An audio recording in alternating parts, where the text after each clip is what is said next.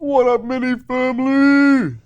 I love the red Vadar equals radar. That's hilarious. Vader, Raider. Okay, maybe. What up, HUD the Hobby Daddy, Jakius, the Idiot Painter, Amos Dean Scavers, Twitch, Albino Black Sheep, Guy Montags, Walgrim, Vengeful Fox Farmer, and Shraken. How you guys doing today? Y'all doing good. What up, Nurgle Matthew? What up, Ploosh? Amazon, Amaze1, Amaze1, Retro Evil Inc. What up, y'all? It's going? It's good to hear. Happy Tuesday stream. Just got me some Star Wars Oreos. They got the dark side. Nice. Walgrim, thanks for the sub. Appreciate it. So I can enjoy it with some Red Vader. Nice. It's a wet, dry day. Good day for painting. Okay. Hello, your countdown songs are so good. Just need to know, is the cloak done or does it need more red? The cloak, we never finished the cloak. We only painted the edges just for visualizing the front of the model. So we still gotta do the cloak. My boss makes $1, I make a dime. That's why I watch Miniac on company time. What's worse, retro evil or modern evil? Ooh, I think all forms of evil are pretty similar. I don't know. Who knows? I mean, probably new evil, right? You discover new ways to be a mustache twirling villain. Okay. Resident Evil is where. Once evil, always evil. What up, Feels? I'm doing great. I just watched the Book of Boba Fett this past weekend. I had my parents over for like 4 days, and if you are a mid-20s to mid-30s, maybe even later in life kind of person, I don't know if you understand the vibe of having your parents over to your house, but whenever they come over, it's like, you know, they're kind of coming over to like do house chores with you. I don't know what kind of parents you have, but like me and my wife had that, you know, the same kind of parents where they got a bit of restless energy, and so they came over and we like did a bunch of house projects. And so this past weekend, they left on Saturday morning. I was in chill mode, and so I binged the entire Book of Boba Fett. No, I'm so sorry. That's an experience nobody should have to relive. Oh God, what did you think of it? They're coming over to judge your cleanliness. Yeah. My wife also thinks and feels like that, and so she was like very concerned about getting everything cleaned up before they came over, cleaning like the trim, and like I did a couple of small house chores that I would, you know, have been putting off for a very long time. My parents live 8 minutes from here. Okay, so probably less of a relatable experience. Damn, my parents visit and all I do is sit on the couch and watch TV. You know, not everyone's the same. So yeah, dude, my father-in-law helped us remodel our bathroom. Yeah, dude, it's a lot. Mother-in-law lives 3 houses down. Okay, yeah, so some different experiences. Let's talk briefly about the Book of Boba Fett. I definitely agree with what you're saying, as a thought that it is a wasted opportunity. Like, let's start with the bad. The only thing that I did not like in that TV show were the mods. They're like Boba's goons that he hires. Like aesthetically and even narratively, they seem like they belong in an entirely different narrative universe. Like I don't even understand how they fit. It's like square peg, round hole. Like they just are they just don't fit in the Star Wars universe that I've formed in my head, which is really important to state. I think a lot of Star Wars fans forget that. So that was my only issue, really narratively. The other issue was that we didn't get a 7-episode show about Boba Fett. We got a 4.5 episode show sharing the limelight with the Mandalorian and Grogu and Luke, which I liked those episodes, but I would have loved to have seen more Rancor riding Boba Fett. It's fucking amazing. That was amazing. I loved the Rancor lore, and like, I was totally cool with the explanation of how he survived the Sarlacc pit. Like, that was good enough for me.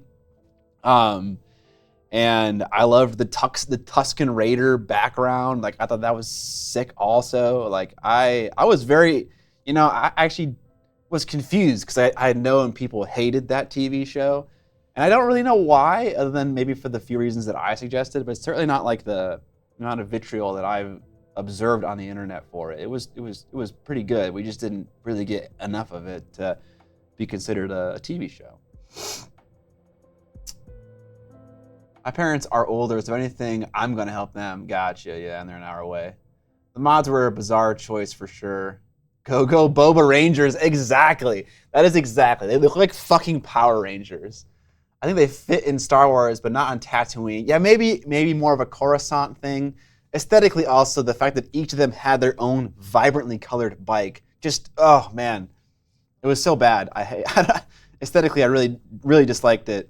I would love it if they had a more subdued color palette and they were all the same, like they were all part of the same unit, like his goon squad. So thank you, Dwalgren. What would I have done differently? Well, they seem like a punk band, which like made no sense for Tatooine. Like Tatooine seems like a kind of like a farmer's, kind of like a out in the boonies vibe. And so you get these guys and gals with tattoos, leather pants, vests, motorbikes, like that's a city slicker thing in my human brain. And so it just didn't make sense for Tatooine. So I would have had guys, I would have had like what's a thug you find in the country, Like that's the first question I would have asked. And then I would try to do a modern interpretation of that. Vespa chase scene, I know, yeah, that was kind of funny. Dude, Danny Trejo, dude, is the fucking Rancor handler? Dude, you can't get better than that, bro. Oh my God. I'm gonna clean it. Okay, so you weren't okay with the good guy shift in Boba Fett. He goes from a murderous gun for hire for the Empire, and now he's like, I'm gonna be a crime lord, but the good kind. It's like, oh, okay, whatever. I mean, like, that was a choice they made. I was fine with it. Boba has zero personality in the movies, like zero. Like says nothing, virtually does nothing on camera. All you get is he's a bounty hunter. So it's like, okay, like, I don't know. I don't think there was a lot of story there for me to really form an image of a character in my head about Boba. So I was kind of okay with whatever direction they went. I could not agree with your analysis more, but the mods chasing was so intense. F5. I know, actually, it was hilarious. They were going kind of slow. That's not weird for the boonies. There's out-of-place punk rockers in just about every rural area. Maybe you're right. But they just fell out of place. And I'm just kind of trying to guess why. Baxter Wall, thank you for this sub. Appreciate it. I think the point of the mods is that they're kids that wish they lived somewhere else, so they emulate it, but it just didn't work for that show. That's totally reasonable as well. I would just have loved to have seen more Tatooine visuals, like, in their outfits and stuff. Like, no one in Tatooine looks like that. I mean, like, I don't know if I'm making any sense, but it's just like if they could have been, like, dustier looking, or, like, they had, like, the vest of like an Imperial outfit that they cut the sleeves off of to look like a vest. So it's like, just more lived in. I don't know. It didn't feel like it fit, but maybe I'm wrong. Pod Racer gang? Bro, what the fuck? A Pod Racer gang? Dude, chat out here is having better ideas than fucking Disney, bro. Holy shit. That's a great idea, Rolls Royce. Yeah, I wouldn't say it doesn't fit that for that reason, but it feels too expensive and modern. Yeah, maybe. Yeah. Although after having played a good bit of Necromunda, I think having all your gangs be different colors is actually a really good thing. I mean, we can agree to disagree. I don't know about that statement you just made, but visually, in a color sense, they really didn't fit in the narrative of that show for me personally. I don't think it was ever going to feel right as a story because this show is the most exciting thing about Boba Fett was his mystery. Okay, that's fair. Boba being a good guy, or at least just guy, would be fine. But making him family-friendly breaks the whole perception of Boba Fett as a badass. Okay. Was that the main criticism of the TV show? I think if you think about the bikers as 50s or 60s era group of greaser high school kids from the Midwest farm town, it might make more sense. You know what? I kind of agree with that. It doesn't help me like them more, but I guess that's justifiable. But they just look so lame. And that really works with what George Lucas's original vision of Star Wars really was. I think that's good. The storytelling in the series was all over the place. The sand people flashbacks were cool, but they jumped back and forth timeline without really tying things together. Compared to Andor, where flashback scenes correlation. Okay, I will say that there was a certain point at which the flashbacks were so close in history to the current timeline that I was kind of like, why are we doing this? Like, what is the point of this? I get the flashbacks in like the first episode, 2 episodes, but it kept happening, and I was like, okay, we're close enough now. We can just cinch them up together, you know? It actually got a little bit confusing. Pod racers aren't exactly practical for getting around town. Imagine a real life gang that only drives souped up drag cars made for tracks. Yeah, I know, but like, it's Star Wars. You can kind of do whatever you want. You can make a pod racer that's street safe, you know, or whatever. Whatever. It doesn't have to be pod racers. It could be anything. It could be any kind of Star Wars vehicle, like you know, not like a lame little Vespa, or like a whatever more consumer pod racer. I like that idea. It's similar to the Vespa thing, you know. It's similar. You're thinking Space Cowboys. That's where I wish I took them. Andor is fantastic. Yeah, it's good. That was one of my many assorted criticisms. Swoop bikes were fantastic in Legends. I don't know what that is. Ken Frank, thank you for the sub. You have arrived indeed, sir. But yeah, I mean, I thought Boba Fett got so much shit and so much hate. And you know, it was fine. I liked it more narratively than Obi-Wan. I thought Obi-Wan was legitimately a bad written TV show. It still looked cool. I liked all the characters and stuff. Yeah, we didn't get enough fucking Rancor riding Boba Fett, dude. I just need more of that. You know, you don't gotta do a whole lot, Disney. Just more of that. That's fucking awesome. 48 months. 45, close to 4 years. People you're right, Rufus. They get really emotional, dude. The backlash about Acolyte is, in a word, unprecedented. It is ridiculous. Actually, for me personally, Acolyte is getting better and better with each episode. I dug the last episode a decent amount, and 3 was cool too. I don't want to talk about it a whole lot because I don't want to spoil anything, but yeah, it started out pretty rough, but it definitely gets a little bit better. Again, not saying it's perfect, but man, the amount of fucking hate is ridiculous. It's fucking ridiculous. In terms of pettier gripes, I love how you admit to being pettier. They made the live-action version of Cad Bane look worse than the Duros in A New Hope.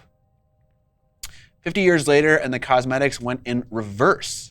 Interesting. Yeah, Cad Bane was interesting. I really liked his voice, you know? I thought it'd be very difficult to take that alien and make him scary at all because he just looks so goofy, at least in my head. And I liked his voice a lot. And I also like how he was like, you just couldn't fuck with him. Like, he won every single duel he fought in. And I was like, all right, cool. So it's like Boba Fett isn't exactly the star of the show in every single capacity. It's like he is not a god. And I appreciated that about Cad. But he looked a little weird. The Acolyte is cringe. I don't know, it's not that cringe. Star Wars has always been kind of cringe. It's like that, when people like it, they call it camp. When they don't like it, they call it cringe, you know? Star Wars has always been a movie or a TV or, a universe for children in a way, you know? Adults kind of adopted it. And for that reason, it's always been a little hard a hard pill to swallow. And so I don't think it's anything outside of the realm of what Star Wars has kind of already done in terms of, cringe. It's not unprecedented. The kid who played young Anakin had people on Earth, internet telling him to kill himself. Okay, yes, I'm sorry. That is also unprecedented. I guess I should look up what unprecedented means, but yeah, sure. Expected, maybe. Legitimate, no, absolutely not. There was a car racing tabletop game, and they did a version of a 40K with orc dragsters. It was very cool. That sounds cool. What's the name of it? Acolyte is so good. I don't know if it's so good. I wouldn't call it so good. I'm definitely right in the middle, you know? There are elements of it that I really enjoy, you know? And there are elements of it that are, you know, not super great, but like it's not fucking dog shit, you know? The Acolyte isn't good, but the online reaction is all premeditated review bashing. Cad Bane speaks like a raspy Southern gentleman, yeah. The Star Wars fan base grew up and the stories grew up with us, at least they should have. Acolyte is dumb. They didn't bother to do basic research on the universe and then changed all the wikis to cover it up. Okay, I don't take issue with what you're saying, Ken Frank, but I want to know more because I've heard that many times now. And the only thing that I know that they messed with lore-wise, I think there's two things. One is that the daughters are implied that they're born from the Force. We don't know that for a fact yet. It's implied. And supposedly Anakin was the only person born that way. That's the first gripe, and probably the biggest one. The second one is about some fucking background character's birthday. Bro, who gives a fuck? I'm sorry. I'm getting a little emotional. But that does not matter, dude. That does not matter. Who cares? Who cares? Gorka Morka was the name of the game. Okay. Also, the people who changed the wiki were the people who owned the wiki. It wasn't Disney doing that. It's a community-driven thing. Right? Or am I wrong? I could be wrong about that. Star Wars is cringe. Always has been. George Lucas can't write dialogue to save his life. If it wasn't for other people in the production and the actors pushing back on him in the first trilogy, it would have sucked as bad as the prequels. People fucking hated Hayden. Right, yeah, they did. They absolutely did.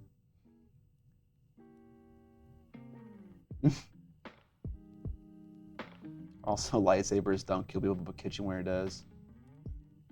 He's complaining about, yes, Kai Adamundi's birthday. I'm aware. It is a silly gripe. His birthday was only set in the legends, and then shit like that changes all the time. Exactly. Okay, cool. We can agree on that as a thought for sure.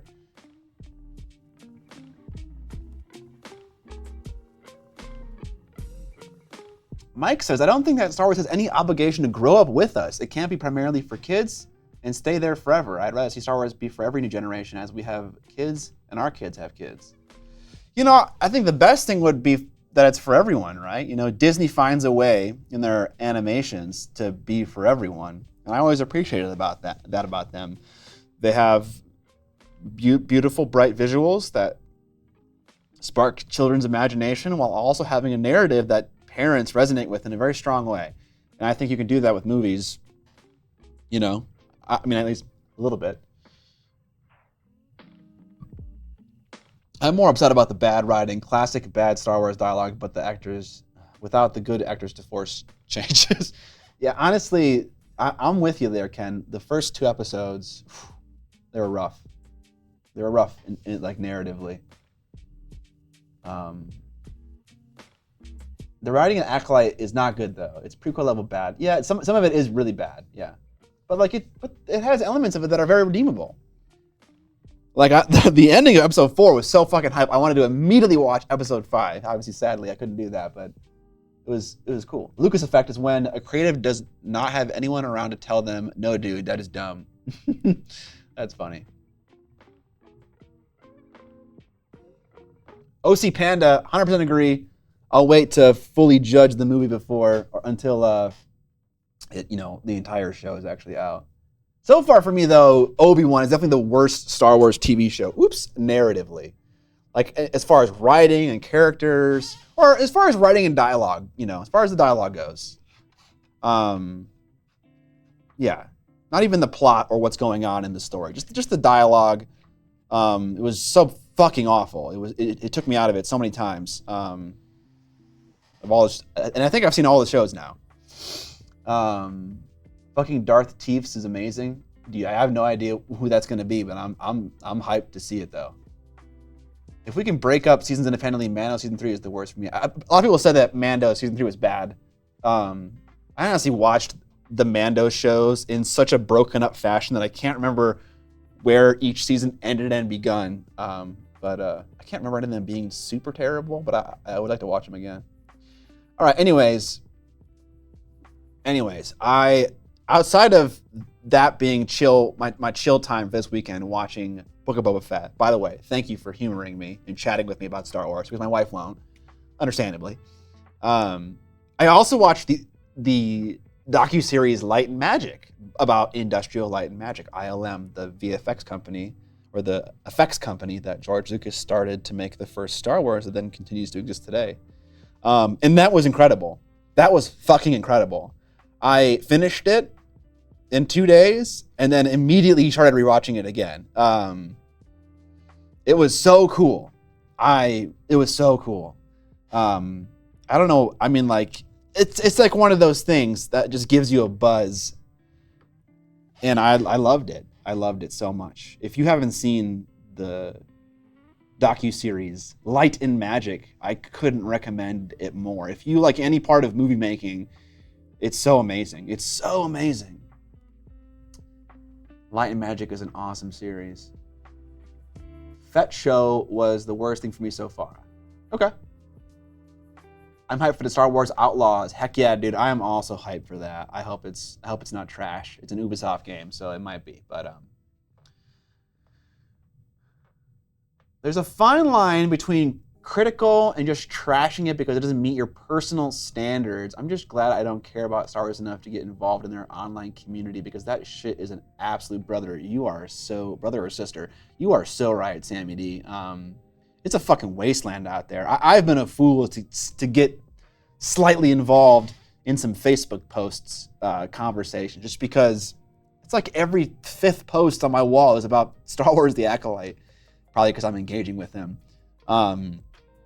Holy cow, like, the people are insane. They are so upset. Whatever, we all know this about Star Wars fans.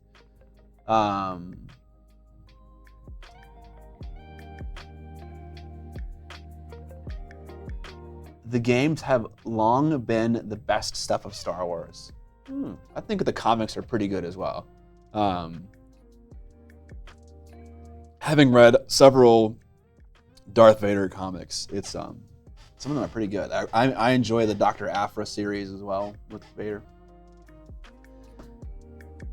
Oh hey, found this cool bird that matches robot noises. Let's sample a bunch of that for art. Yeah, dude. Super creative. Outsider asking y'all, does Star Wars suffer from the Marvel problem when someone needs to consume 60 hours of content, understand what's going on, / the inside jokes with all the new media? It's a great question, Guy Montags. And definitely like the later stuff, I would say there is some element of you need to understand the larger lore here to get everything. But if you watch, say, Mandalorian or Boba Fett, you're not gonna know the things you're missing out on. And truthfully, it's like 2% of the content. So you're not really missing the weight, the meatiness of the actual TV show. But the earlier stuff, I don't think you need any kind of context to understand and enjoy that stuff. But yeah, the later stuff, there's a little bit of fan service going on that you get extra good feels from if you know what's happening. Not having people to nerd the fuck out with about stuff we OCD are interested in can suck. It can have an unhealthy obsession with Abrahamic, specifically Jewish myth. Interesting. Oh God, the chat's moving so fast.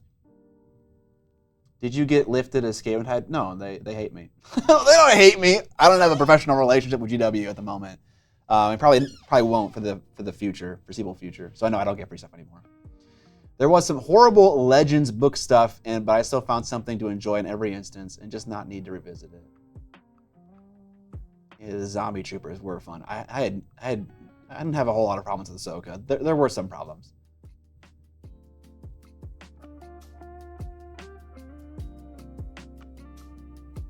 Yeah, I would agree with what Rufus is saying. I think Ahsoka might need some context. I had no context watching Ahsoka, and I still loved it. For being a Star Wars TV show. Gotta say, I love playing Shatterpoint, and I love the Quinlan Voss comic series. Nice. I also love Shatterpoint. It's great. It's good stuff. We're painting a Shatterpoint model today. After we fucking talk about Star Wars forever, that is. As an archaeologist myself, I do enjoy Dr. Aphra. Can we talk about how much of the EU/Legend stuff is absolute garbage too? I don't know. I read like a book or two when I was super little, and I don't really know. Right, people comparing it to, I've heard some of that in the comments as well, like the ridiculous shit happened in the extended universe. Grandmaster C says Ahsoka benefits from watching Rebels. Yeah, probably. I was a little bit lost with like the flashback stuff. Like I didn't really know that Anakin was Ahsoka's like master and stuff like that.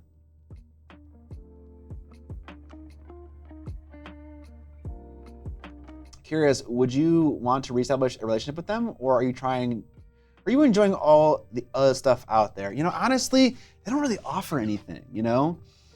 I think because the hobby is so fresh to content creation, it's not that fresh, but it's like definitely kind of still in its toddler age. Companies don't really know what to do with YouTubers, and so they offer just like dumb shit that's not important.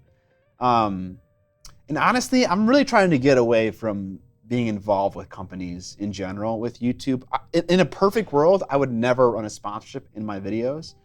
And I would just, you know, make videos and buy everything you see on screen. I think in that way I could speak to you in a more, in a way that resonates better with you, the audience. And then I wouldn't have to ever feel anything about the products that I'm using or talking about or anything. Like there'd be none of that at all.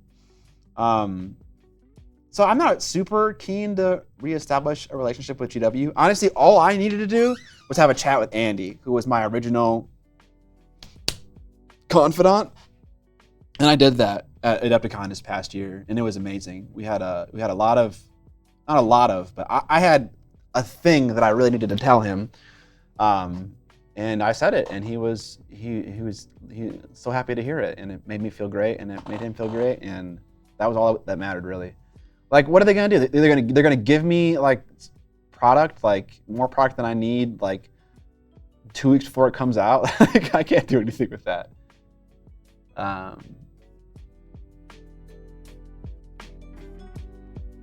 Andor was nice. I might end up watching that again. I'm getting to the point where I have no Star Wars content to consume anymore, outside of the shows, or the cartoon shows, which I've heard are pretty dang good. I liked Boba Fett. There were goofy things, but overall it wasn't the worst. Yeah, it wasn't the worst. Rebels is probably my favorite animated series. Okay. I watch it with my son. Plenty of lessons to learn. Awesome.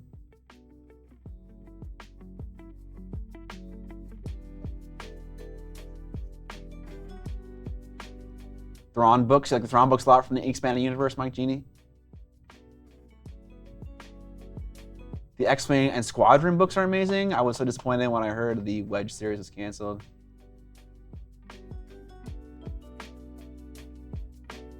Lol, your money's on the dresser, GW. I got what I needed, but I'm through with you. I'm not like, you know, I still like GW and GW's games and stuff, but like professionally, they don't really like offer a whole lot. Like if I were like Vince, and what I understand about Vince's relationship with GW, where like he is so into Age of Sigmar and he gets like tied into the development of that game, like holy shit, that would be so cool. Like if I had an opportunity to impact like the color schemes that armies that are being used, or if I could consult on the design of a fucking miniature, holy shit, I would 100% like get involved with them professionally. But really, and maybe that's a thing in the future, and you have to start small. But the extent of a relationship with any company is, we'll give you free stuff.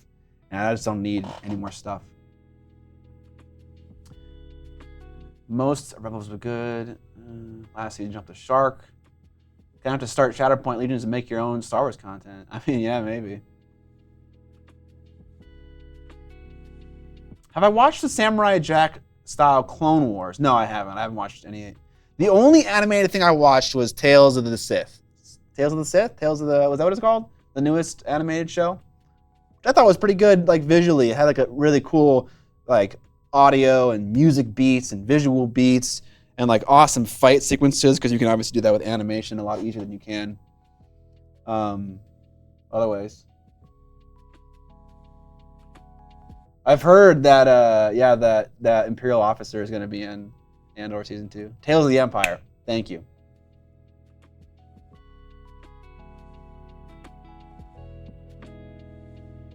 Right, yeah, it feels weird, Mike Genie. But like, you know, it's a new thing. No one really like knows what to do. And people who love GW are like just excited to be a part of it, which I definitely understand that. Oh, okay. That was a great Star Wars chat. Ultimately, if you haven't seen Light and Magic, watch it. I mean, watch it with your significant other. You don't need to like Star Wars to enjoy the shit out of that docu-series. It's really good. It's really good. Ben Mendelsohn, Director Critic. Red Vader. Any chance we'll have a hobby setup roast in the future? Yeah, definitely. Those are fun. Any thoughts on the Star Wars Outlaws game? Fucking hyped for the Outlaws game. I'm not like a huge person about like the scum and villainy of Star Wars. Like I don't really care about like bounty hunters and Trandoshans and shit like that. Like it's not my favorite thing, but like I'm still hyped on it. And I'm sad that Ubisoft is making the game. That's kind of it though.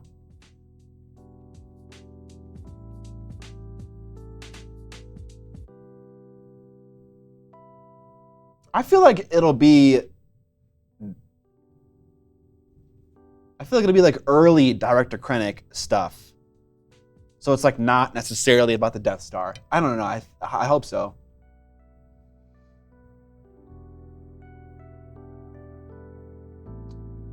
The final fight of the Clone Wars series. You gotta do so much work to get there though.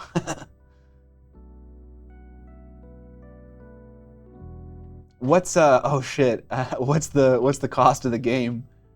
Oh yeah, we need a Shatterpoint Krennic. Holy shit, we do. What's the cost? What's the cost of the game, Retro Evil Inc? Adathoth says, so technically the Genndy Tartakovsky Clone Wars isn't canon anymore, but I love the explanation online that Genndy series is the Clone Wars from the Separatist show, and the Clone Wars cartoon is the Republic propaganda version of events. Oh, that's fun. That is fun. Ubisoft has made some good games in the past. Yeah, they have. En Muerte. Thank you for the sub. Appreciate it. Okay.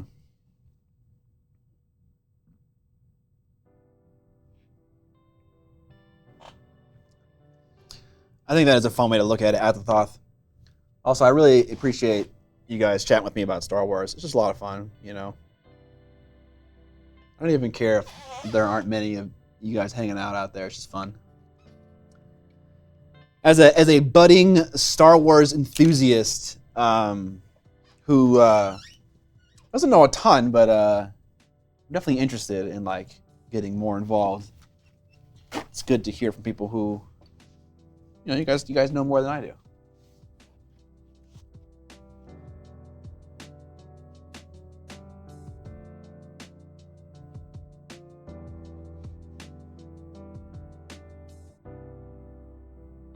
A Star Wars celebration? What the fuck is a Star Wars celebration?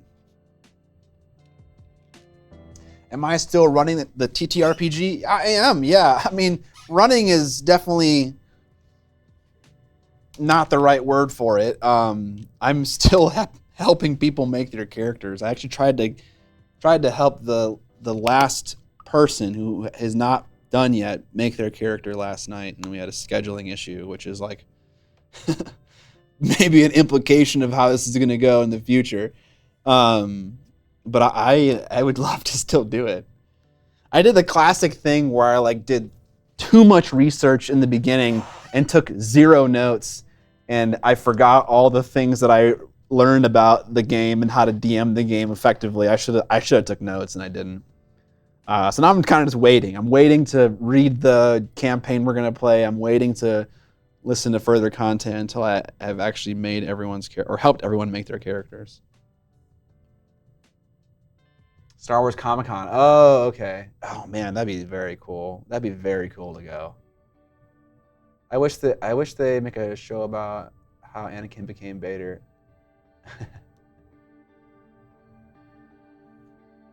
I have not played another one. We're still playing Force and Destiny. Oh, it's called Star Wars Celebration. Literally, it's called that. Okay. It's a convention. Okay, fuck yeah. I would love to go to that. My biggest gripe with Ahsoka is that her character has two really fitting endings, but Filoni can't let her go, so they keep bringing her back. How's Munda? How's game dev? Munda is done for the summer. Everyone's taking a chill pill just because we're having a hard time scheduling games because of everyone's availability. Game Devin is going along slowly but surely. I was just actually driving back from Wisconsin where I live, and I was just listening to a game dev podcast and getting ideas for my game and taking some voice notes about that to integrate in my notes later. That happened recently. But it's not going very fast. Yeah. Star Wars Woodstock. Oh shit, the 25th celebration is in Japan, so maybe the next one. Dumb question, but is there 3 sponges layered in that wet palette? There is just one, but you certainly could do more than one. I am definitely going to watch The Boys Season 4. What's the podcast? Great question. Let me see. It's actually done by the author of one of the books that I read. Go to the podcast section, it should tell me, right? I don't know how to use Spotify, guys. Sorry, I'm fucking... The Board Game Design Lab. Okay, so there were several good episodes that I was, looking at. I thought you had them saved somewhere. Anyways, it was good stuff.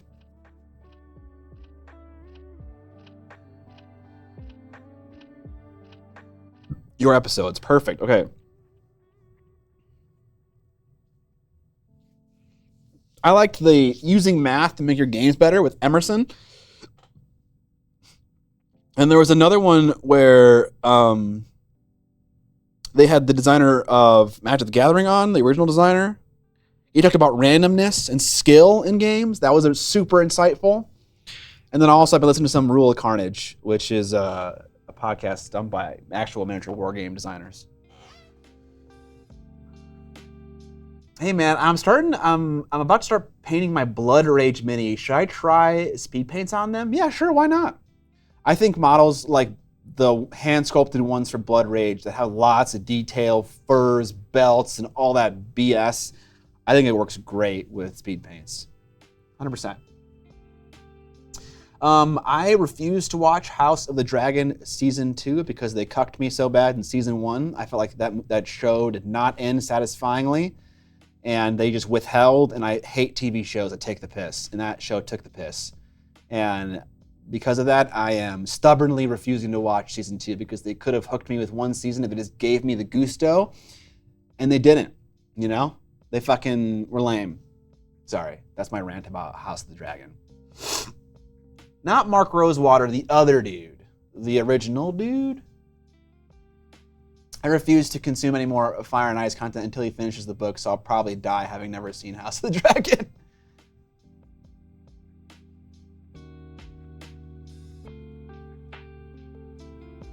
Mark Rosewater, players are great at spotting problems in games, but are often bad at solving them. Yes, that is a piece of wisdom that is shared by many a game dev, maybe even inspired by his original quote. Richard Garfield sounds right. Go for it, the Hobby Daddy. Yeah, they were helpful to me. I like when I'm listening to that kind of stuff, I just get ideas for the game that I want to make. And so it's just helpful to kind of spark a little bit of creativity when I am stuck.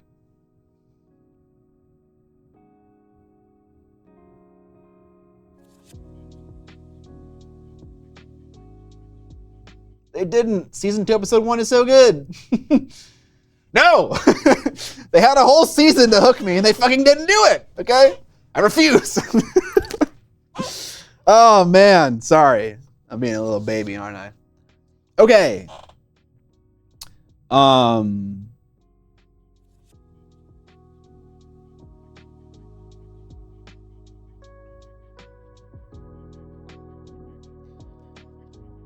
I want to try to paint the boots like we painted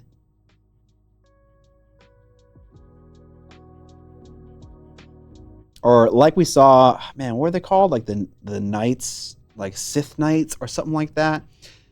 They had like this black clothing that was like highlighted in a very comic booky style that had very stark red highlights.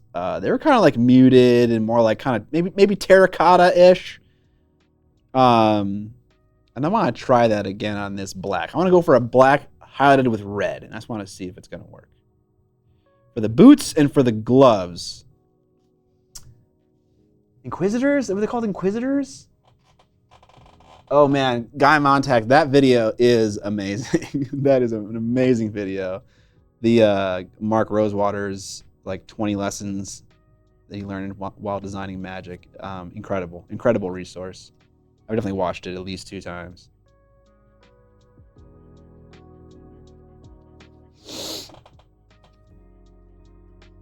Oh, thank you, Mr. Mustache. You're welcome, M.N. Muerte. Good luck.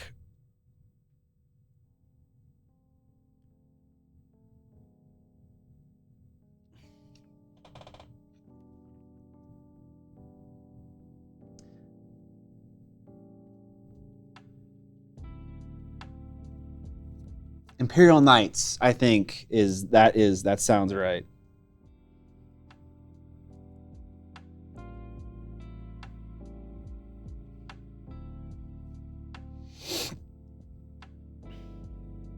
Yeah, they had like very red armor, and then like the rest of the concept was like this black that was starkly highlighted with a red, and it just looked really cool.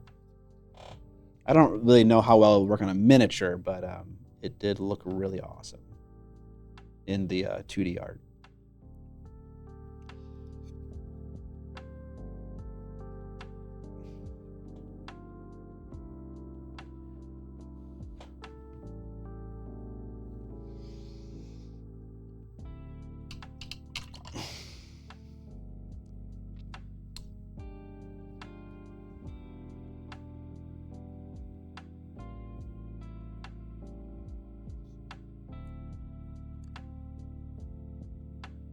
Guys, for the Darksaber, I was thinking of just buying the Moff Gideon set and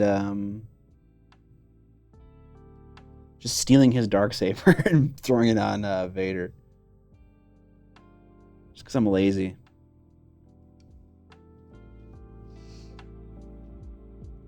I'm only painting the front of the model. That cape being how it is while you're so far along, the rest of the model is triggering. Wait, do you, Mike, when you paint minis, do you paint the entire model start to finish? Or do you paint parts of it?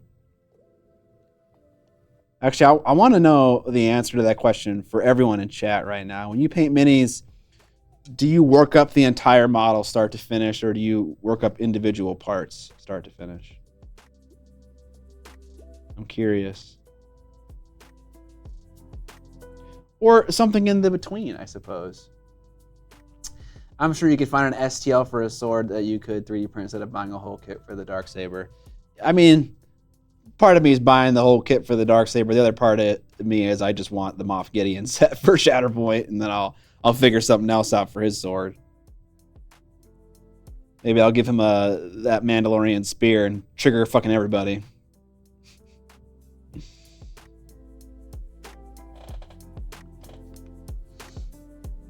Something in between. Whole model, parts, whole model. Yeah, it's you could definitely cut it out of plastic card. Yeah, we were gonna do a Sith Warblade, but I like the idea of a dark blade because, you know, Vader's red and Vader's black and he has a red lightsaber. I'm painting him red. I thought it'd be cool to give him a black saber, you know, kind of like an inverted Vader. Yeah, do basicals on everything and then shadows on everything and then hides on everything, etc. Whole model, whole mini. I'm a basical everything, then I will tweak parts individually. I like to bounce around between general bits and specifics. The whole mini, I work up everything, but I would kind of like to try it in parts just to see how it feels. More like a base than each part, then final pass. Might help to focus on one little bit at a time since I already paint slow enough. Would probably make my models take longer, LOL. Okay, so it seems like the majority of you actually work it up entirely from start to finish. That's interesting.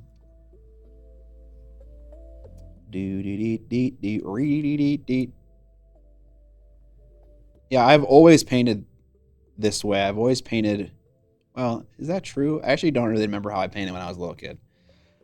But for as long as I can remember, I have painted this way, where I will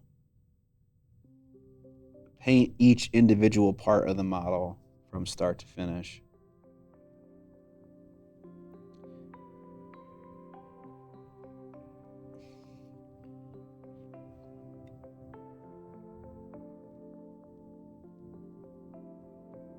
Okay, OC Pan is with me there in the specific parts.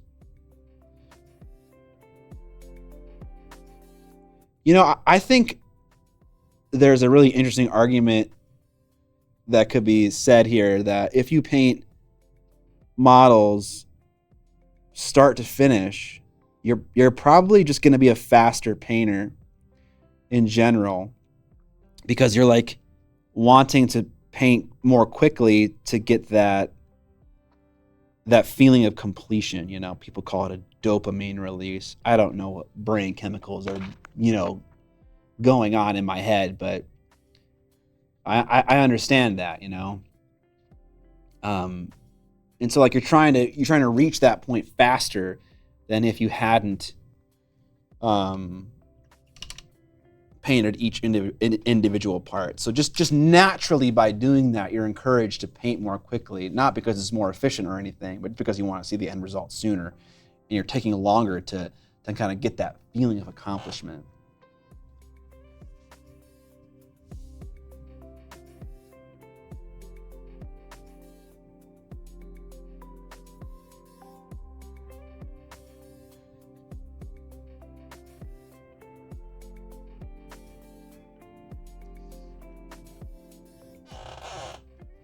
Straken says parts, and when I feel like it, I haven't painted enough, I base some other parts to feel better and see more colors on my mini. Okay.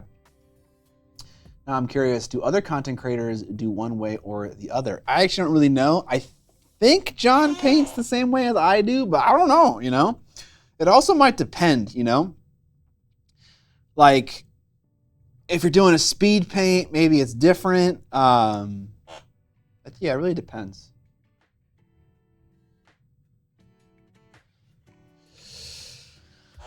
Okay, we need to ease up to the red, and I think the best way to do that is with the brown. And we'll try to cover the majority of the brown with the red, so there isn't much left, but it is left as a transitional layer. You like the black that I'm adding? It gives it an eye break. It does give it an eye break, but we don't want that eye break. We want everything to be red, which is like really hard to do. Like, I don't really know how to do that well. I actually didn't really realize how, I don't want to call it taxing. Taxing is too extreme a word. But how challenging it'd be to paint a model entirely in red and have it look good to me, you know? Have it like not just like technically good, but also like a good scheme, you know? Like, how do you do a mono scheme and have it actually be all red and look not bad? Like, even what I'm doing here with this brown and this red, I would say I'm cheating a little bit. I'm not actually like doing it with all red, but you know, I gotta cheat a little bit on these boots and belts and shit. Thank you, Blessed. I also haven't given myself time to spend on a project. My pile keeps growing, so my pace needs to build up. Yes. Yes. So today, I was taking a look at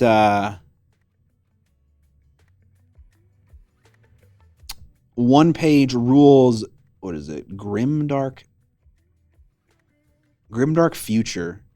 Their 40K simplification. And I was taking a look at the custom rules made by people in the community, and I noticed 4 little factions from a collection called Planet Dune. And there was House Atreus, House Sardaukar, tribes of the free man or something like that. So there are some approved balance community made factions for the Dune universe for Grimdark, and I would love to try them out. Oh man.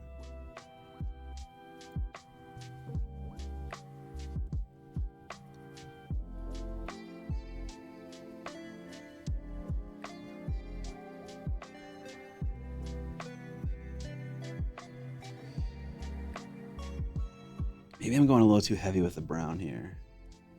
I just want the brown to be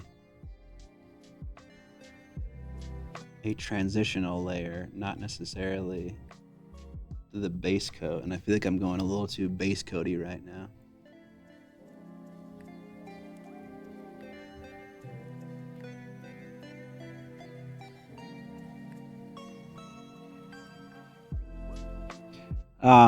I also like the black more than the brown, but it's just not what I'm trying to do right now.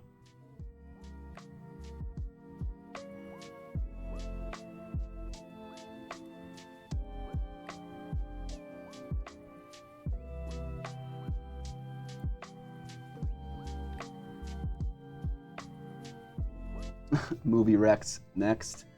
Oh, I just watched Anatomy of the Fall, the film that won Best Original Screenplay at the 2024 Academy Awards. It's like one of those movies like The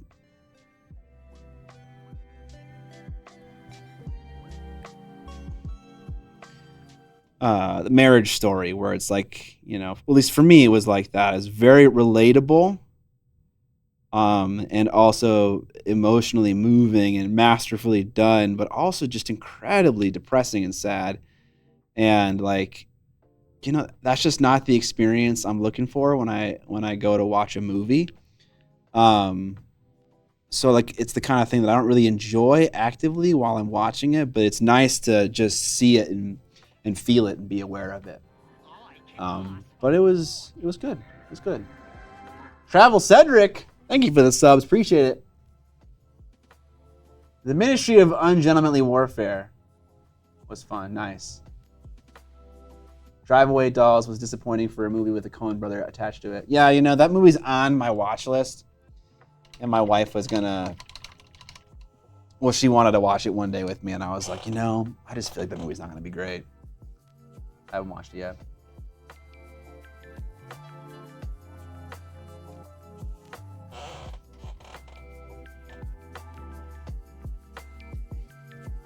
All right, before we paint more stuff, let's just paint what I have so far.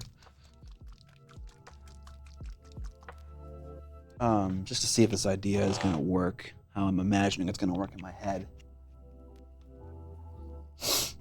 My parents were also over, and they're also big movie watchers. I picked up we also went to Half Price Books, and I picked up 2 movies. I picked up The Manchurian Candidate with Sinatra. I found a used one for quite cheap.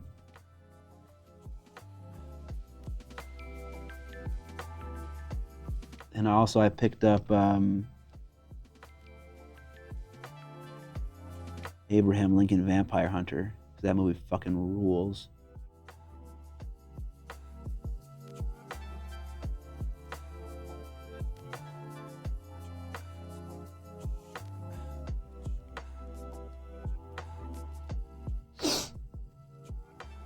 Yeah, the cape and the sword and the base, I would say, are what's left to paint.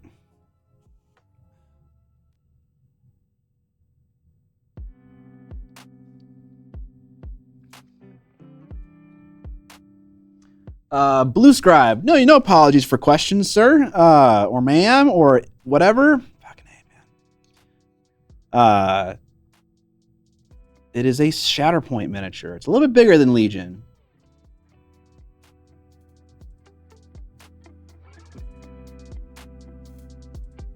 I think I'm just going to say dude.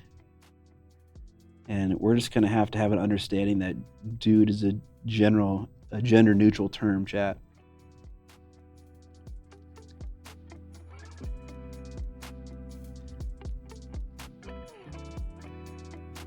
Tenth Victim. Watch it in Italian if you can. All right, I'll bite. My pronouns are dude. Dude and bro. I love that. That's hilarious. That's good because that's like literally all I say.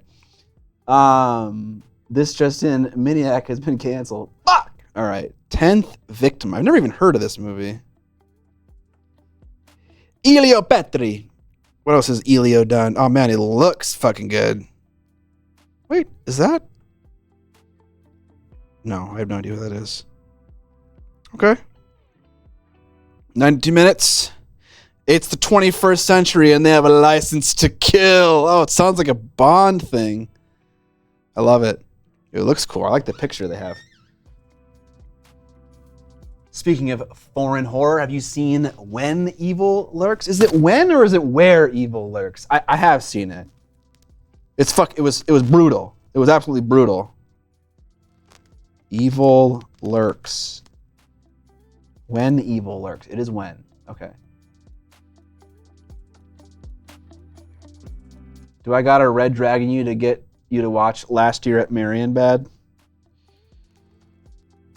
Let me look that up again. I know I've already added it. Last Year at... I have to be in a certain kind of mood to watch a movie from the 60s, you know? It's a friend, you know. I gotta be feeling special. I don't know what that means. Yeah, I gotta be in a certain mood to watch like Spartacus or something like that, you know? You feel me?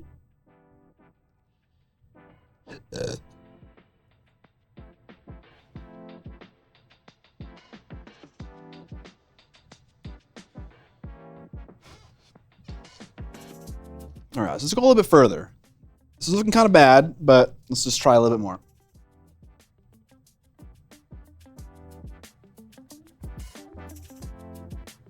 I don't know, what does red dragon mean? In the future, to stop wars and quench people's thirst for violence, you can get into a game where you can hunt or be hunted. Ooh. Back in my day, it was called Clockwork Oranging. Okay, I understand that. I understand that. Yo, the dog scene in that movie was an impact to the level of hereditary decapitation. Real DiCaprio, nothing ever will compare to dogs dying in movies for me. Not even people sawing their heads off with a cello string or whatever the fuck she used, a garrote.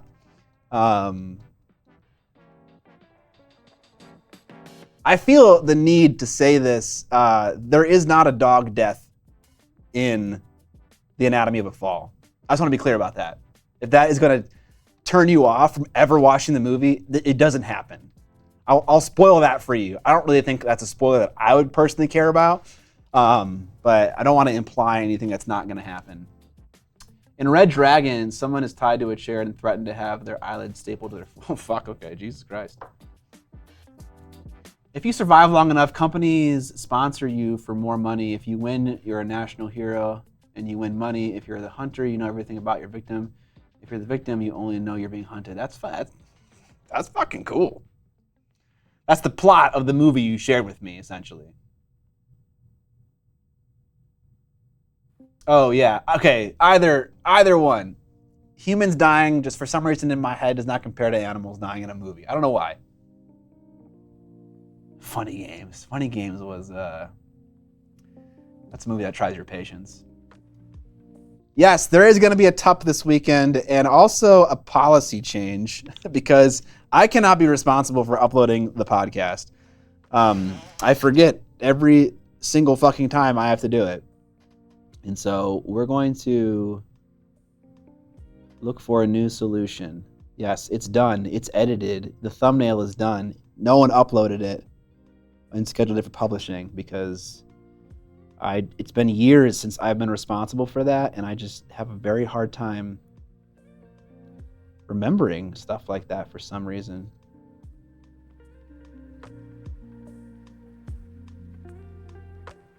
Oh, you know what? Instead of mixing white with the red to get a highlight here, let's get like a skin tone color, just so we can kind of differentiate these leather elements from the rest of the red.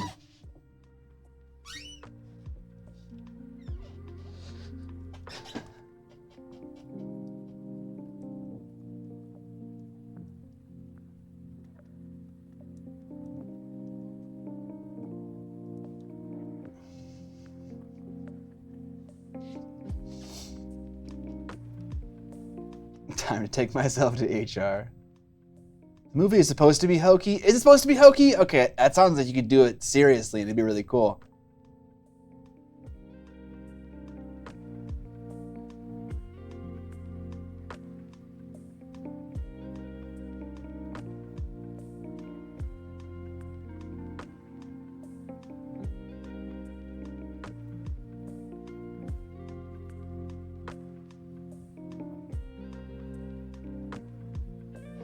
Blue Scribe, yeah, you know, I didn't necessarily do it for that reason to make a match, but you know, kind of, because like there's so much Imperial stuff that's like just red, so why can't Vader be red, you know?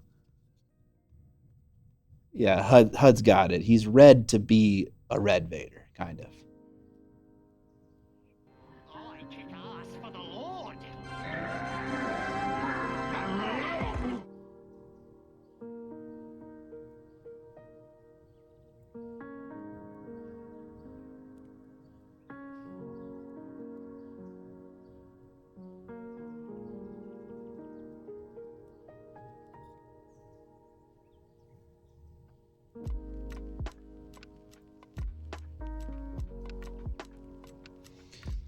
All right, one thing that I'm not doing very well is I'm not like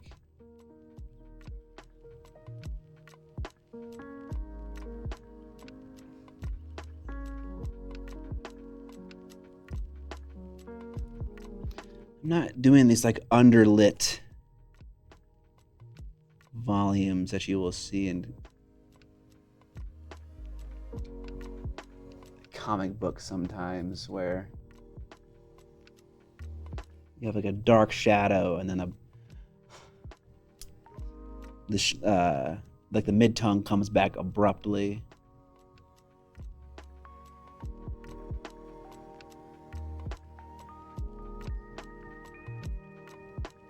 Yeah, I don't really know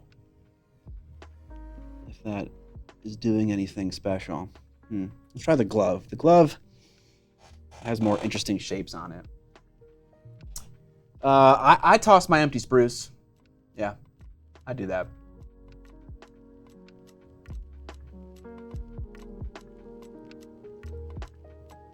You know, Blezd, I want to watch Kurosawa's Hidden Fortress because I heard it's inspired a lot of Star Wars, and I was kind of surprised no one mentioned that at all in the ILM docuseries. They mentioned Flash Gordon and you know these other things.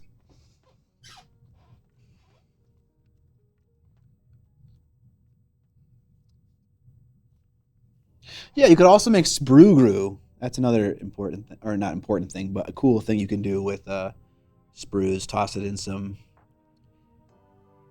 You could probably just get away with acetone, honestly.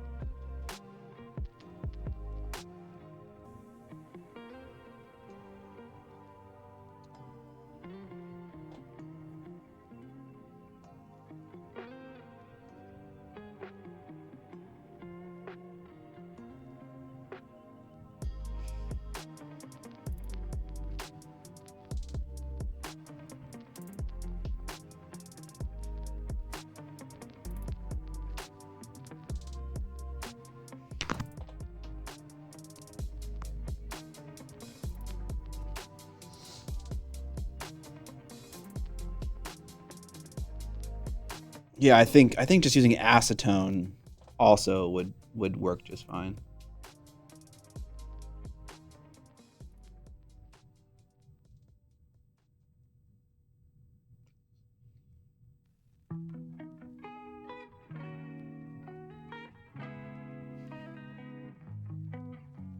I don't know.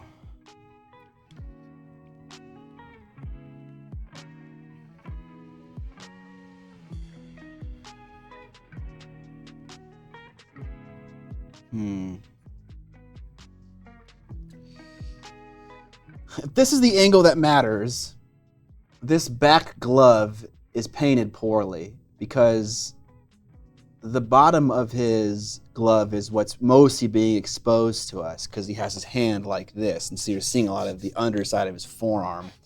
And I feel like where you're seeing it, the biggest visual impact is actually where I have the least amount of painting in the shadowed region. And so I need to repaint this to look kind of more like that, where it's like, oh, okay, there's actually paint there. It kind of just thins out to nothingness right there. The beginning of A New Hope is literally a space version of Hidden Fortress.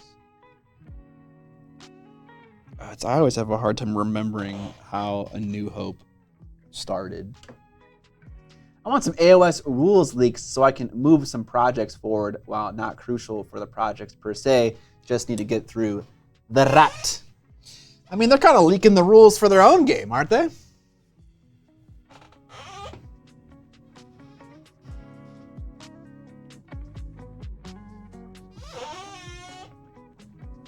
Sorry.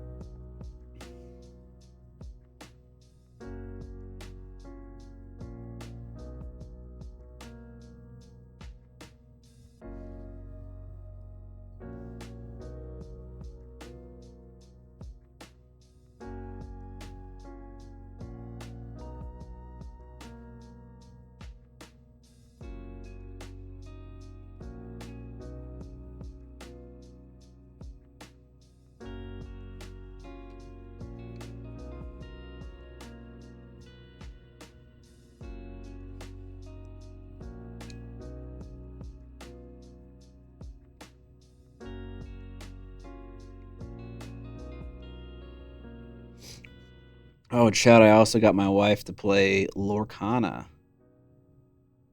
Her first ever TT or TCG.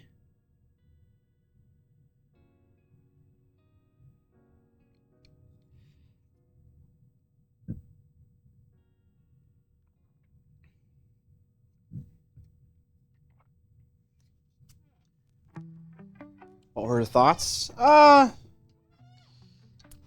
She was kind of like mildly interested, you know? She likes the theme of Disney. The game was kind of cool.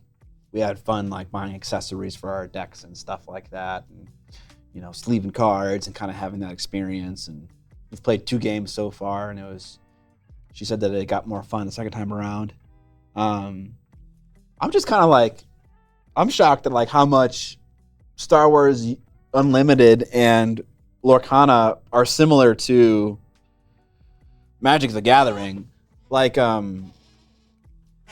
Flesh and Blood like was at least a little bit more unique when compared to Magic the Gathering. Kind of had like its own thing it was trying to do. But Lorcana and Star Wars Unlimited are like, they're like in like if Magic the Gathering was a genre of board game, like they're in the same genre as MTG, which is kind of like fine, but like why, you know, I don't know. Too similar.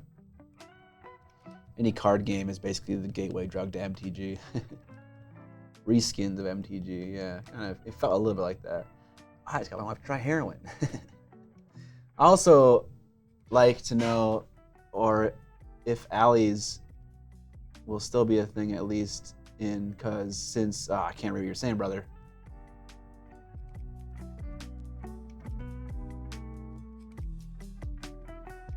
Hero tax, interesting. So instead of core unit tax, there's hero tax. Any game with forced rarity is a no-go for me. They know they are predating. They're predating on people. Is that like being a predator to someone? Prone to gambling addictions and then double down on it. Picoto, I really feel you actually on that, because like I want to play Star Wars Unlimited just for the fun of it, but like I'm now being exposed to the world of trading card games where it's like when a set comes out, it sells out like everywhere, and it's not, and it's because of the fact that the company is only willing to produce a certain static amount of product, and then everyone fucking buys it. Like, I was talking to Dan about it, the manager of a game store here, and he was like, his employees had limits on how much they could buy every single day, which that just says so much about the culture surrounding trading card games. The employees of game stores have enforced limits on how much they can buy because that's just like in the nature of it, you know? And it's sad because like I want to like, you know, I want to buy a couple boosters and see what I get and maybe make a deck or like change one of the base decks, but I can't even do that because like you can't buy boosters anywhere.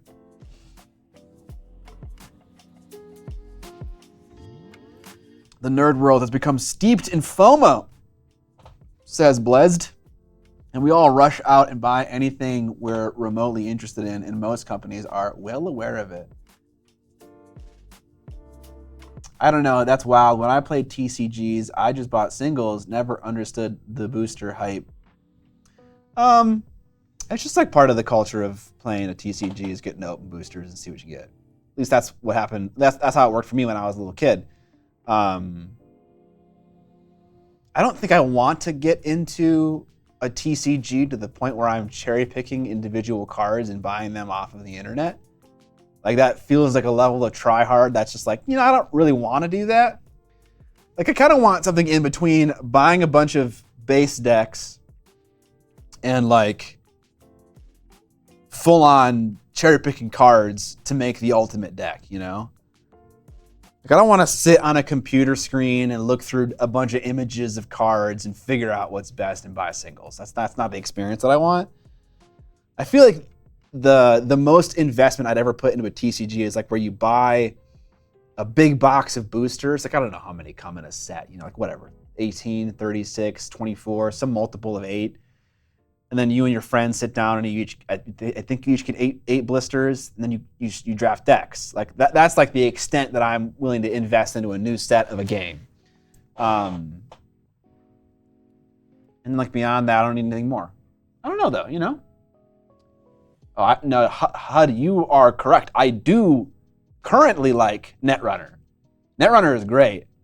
It's such a great game. And also, interestingly, made by the same guy who made Magic the Gathering. But they're so distinctly different card games. They're very different.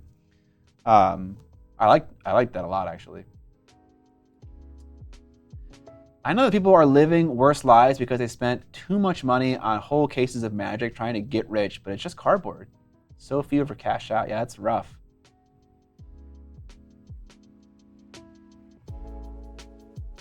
I've never played Mage Knight, but I've seen it on the shelves of game stores for years.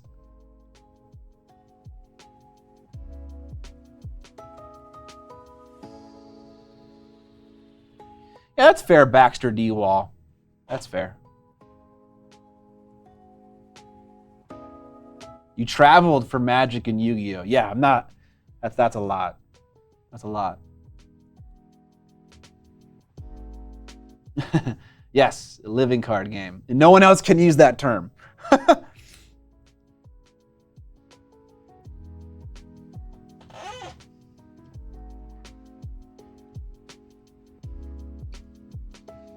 Thank you, Fantasy Flight.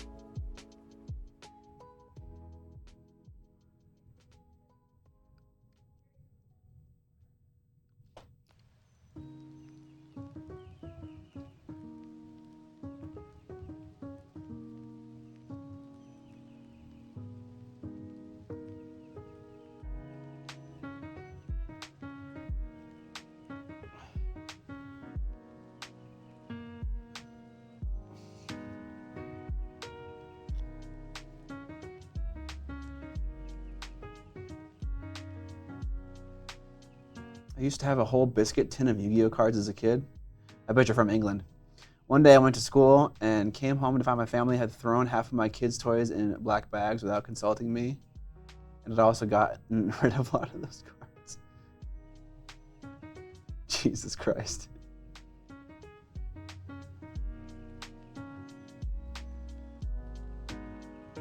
What's coming up after the Razor Wing? I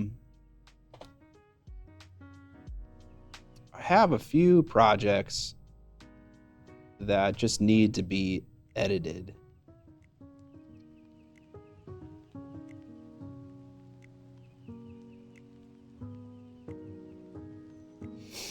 So I'll probably work on those. The speed painting competition video with Vince was one of them. What else was one of them?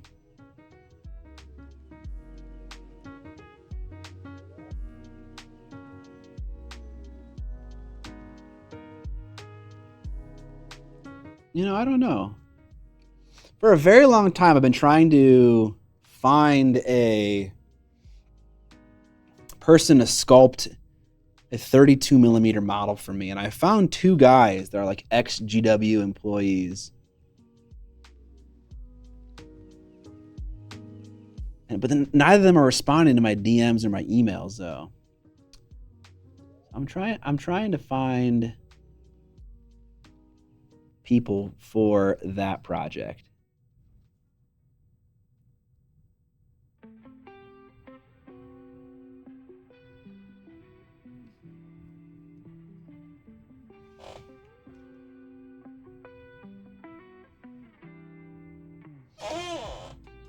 What up, Pershore? Welcome.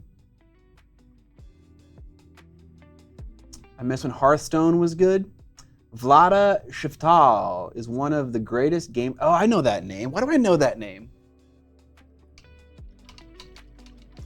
Did he make Codenames? Is that a Codenames developer?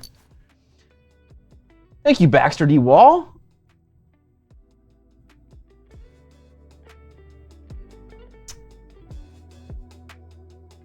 Show up outside their window with a boombox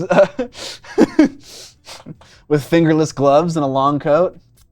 You made Codenames, okay. Throw GW miles out their windows, yeah.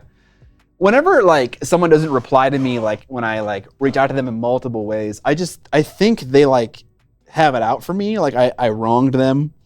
Or someone like talked shit to me about them, and I like they're no longer my friend. or they, you know, it was soiled to begin with. ML is an Oilers fan? Okay. I told them you were a bad man. God damn it, Goobs! I fucking knew it was you. He is the designer of code names, designs summoning games of all types. I should check out his heavier designs.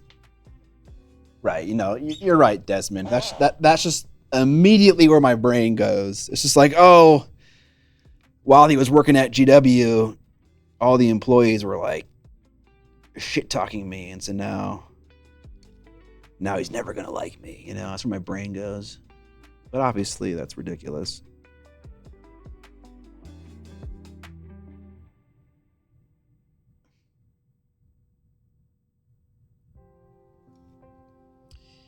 That is ridiculous. The Last Red Vader. I'm just riffing on Star Wars titles for movies.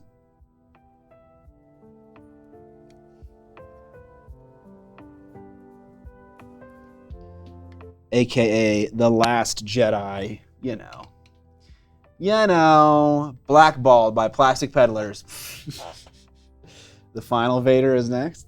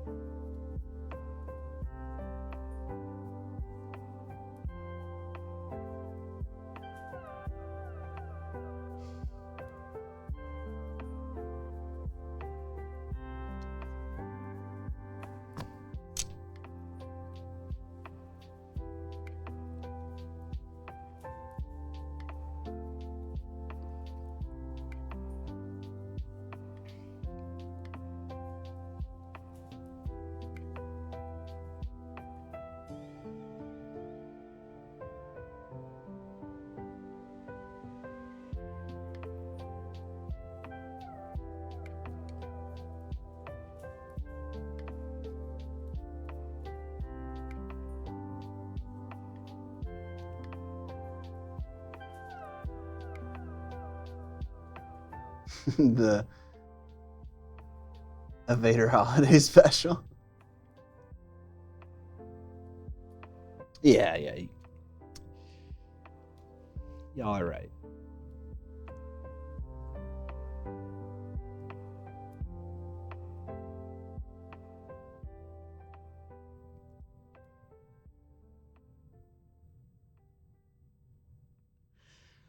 But all this to say, if you guys know of a 32 mil sculptor who's banging, you know, send him my way.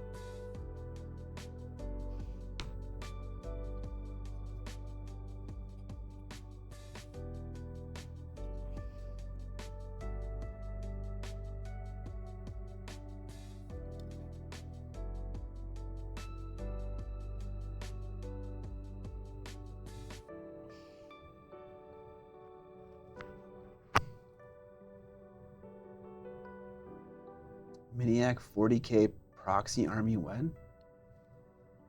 For what? Eon's battle.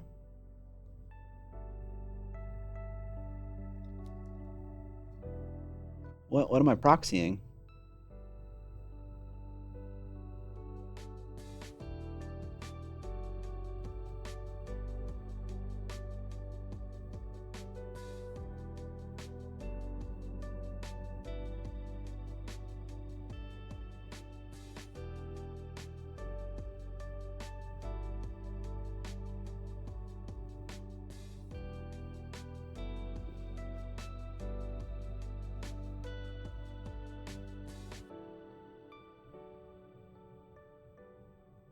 Oh, no, I'm not going to do that. I'm not going to do that. There's so many good sculptors on Patreon now. Don't know if to take commissions.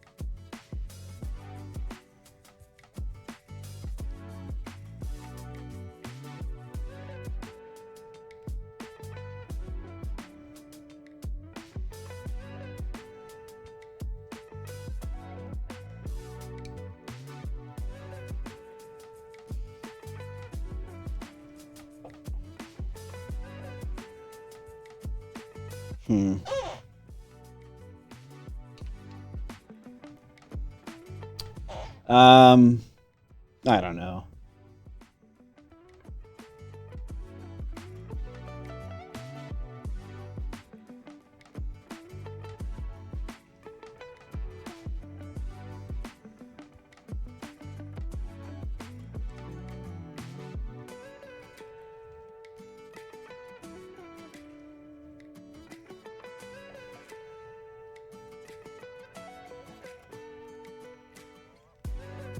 Just doesn't. What I'm painting right now is not really. It's not really doing it for me. Doesn't really look like this boot that I did. I left around much more red than I did with these upper gloves. I tried to highlight the upper gloves more because I felt like they should get more highlights, but they ended up looking like different colors now. This looks just like the arm. And so to differentiate it a little bit here, I will try to hit it with a glaze of a red ink that I have, just to change it up a little bit. Maybe I'll actually just use one of the Vallejo red inks.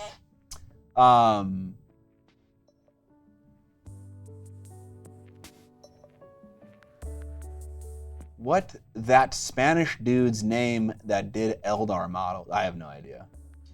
Goth Evening, Miniac? What up, girl painting? Yeah, actually, Goobs, if you're here, and also Jay, if you're here, when you're painting a figure, I think I know the answers already based on your videos, but do you paint a model 0% to 100%? So from, do you work it all up, all parts of the model at the same time? Or do you, paint individual parts and finish them, or get them close to completion, and then move on to another part of the model and finish that part of the model? How do you paint minis, or is it a mixture of them? Goob says, in whole, I like to see everything in context as well as things are coming together, and I think the footage looks better in the video.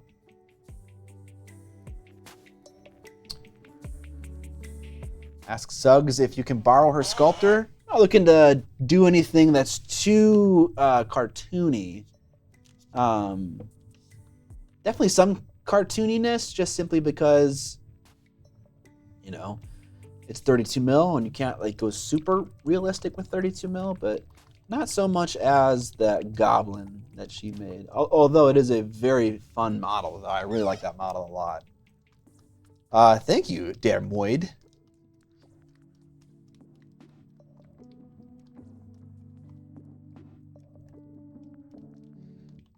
Noir Deus. I don't necessarily need someone to help me out. I just need someone who's fucking amazing at doing 32 millimeter sculpting. I'm kind of at a point in my career where I'm fortunately able just to hire people who are already good at what they do, as opposed to getting help from someone at a lower rate. So I just want the best of the best, And if they're available and I can afford it, and if I can't afford it, then I will go one step down that ladder to the person that I can't afford. I just want to work with professionals, because what I've discovered is that when I work with professionals, they teach me about the process and I get to learn more about it. the way I do work with people is I give them a lot. Like I ask for everything that I want. And my expectation is that people will be like, no, we can't do that. But we can do 85% of this other things that you're talking about. And I like that. That's the kind of relationship that I want to have. And so in order to be able for that to work out well, I need to feel like I'm dealing with someone who can handle it, who can handle all the ridiculous questions that I ask and requests that I have. Juan Diaz is the Damonettes dude, right? I'm not sure, maybe. Juan Diaz is his name. He's an ex-sculptor. Okay, I'll check him out. Thank you. I appreciate that. I'll check anyone out. If you guys have any names or Instagram handles, or if you yourself want to throw your name into the bucket, I don't really care. Juan Diaz. Does he have an Instagram? There is a million people on Instagram whose names are Juan Diaz. I don't know what I'm thinking about. All right, you gotta somewhere where I can find Juan Diaz. Do you have some contact info I can provide him? Yeah, Scott@Miniac.co. That's it. Pretty simple. Sadly, I hear a lot of sculptors' names from the mini painting community, but I forget their names. Yeah, that's fair. That's fair. I do too. Yeah, and Rufus, I honestly rely on that because I don't really know what's possible, I don't know what's possible in the world of sculpting, really any avenue that I'm not familiar with. I was just actually talking to someone who specializes in packaging, and because I'm trying to get some special packaging done for this model that I want to make. And I don't know what's possible. And so I was just like saying everything. I was like, can we do this? Can we do this? Can we do this? Can we do this? And he was like, no, but I know this person who can do that. And I was like, perfect. Okay. So that's kind of how you find those people. Put a little dirt under your pillow for the dirt man. When he comes to town.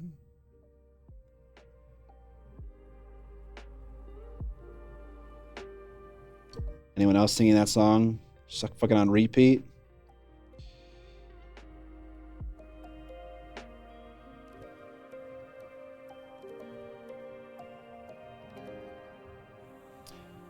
I'm just trying to change the hue a little bit of these gloves so they look different than the pants. Everyone knows Juan. I don't know Juan. Thank you, Noir Deus. Appreciate it.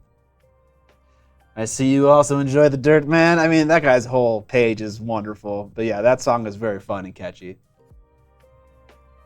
What just happened? There's a funny short creator on Instagram, and I also imagine TikTok, who made a song that went viral recently called either Dirt Man or The Dirt Man. And it's a really funny little catchy riff. And for some reason, that song, out of all of his other hilarious little short songs, it caught the attention of the public. It's fun though. Yeah, he makes weird bangers. That's a great way to put it. Do you want to know him? I do. Is there an ultra clear matte coat or medium you can recommend? Yeah, I feel like for a long time, Tester's dull coat was one that people really liked. Tiny Tails Studio. Thank you. I wonder if he only does traditional sculpting. Thank you for the account. I appreciate that. Tiny Tails. Oh, no, that's Tiny Furniture. Follow. Oh, looks like we got some physical minis. Ooh, little fat Tau dude. Cool, I'll give him a follow and I'll check him out more later. At the Thought says Tester's dull coat is still the best rattle can of varnish IMO. Also, yes, it's spelled incorrectly, Girl Painting. It's spelled with a C-O-T-E on the end. Docote. I don't know why, but it is. Really? The Dirt Man song got viral? Yeah, it did. It was bizarre. Is there a big difference between sculpting for 32 mil versus for a bust? You know, I'm always like hesitant to like say there's a big difference or use words like that like ever. But yeah, I would say there's a pretty big difference. Like people who are really good at sculpting for 32 millimeter, like I guess put it this way. I have never found a sculptor who does both, you know, who does amazing 32 mils and also amazing display, you know, display models. It's always been one or the other. So I don't personally, since I don't sculpt, I don't really know if there's much of a difference, but it definitely feels like there is. Nice, wonderful. Oh, thank you for the model number for that varnish. 1260T.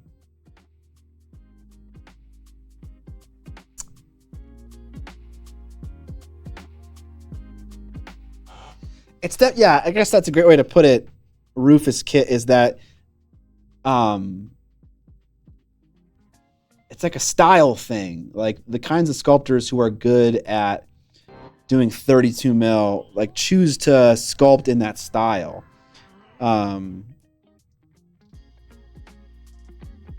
It kind of feels like that.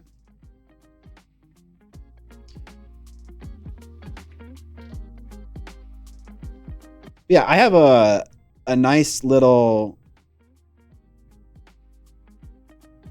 I don't know what the word you would use is, but like a collection of sculptors, a professional relationship with sculptors who do display quality sculpting. And I'm really happy actually with the people that I know that do that.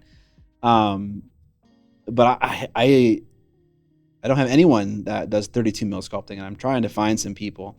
And I'll be honest, the person who sculpted my Void Spirit model for that video about Dota, they were amazing. Like that model worked out so well. I don't know how it worked out so well, but it really did.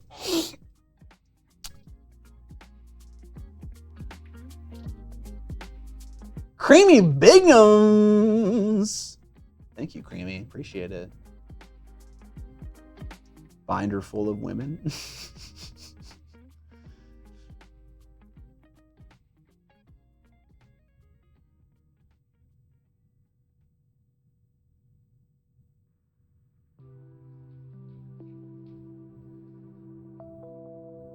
Yeah. Crypt Shadow. I think the skills used to make that model and also a compelling 32 mil model are a little bit different.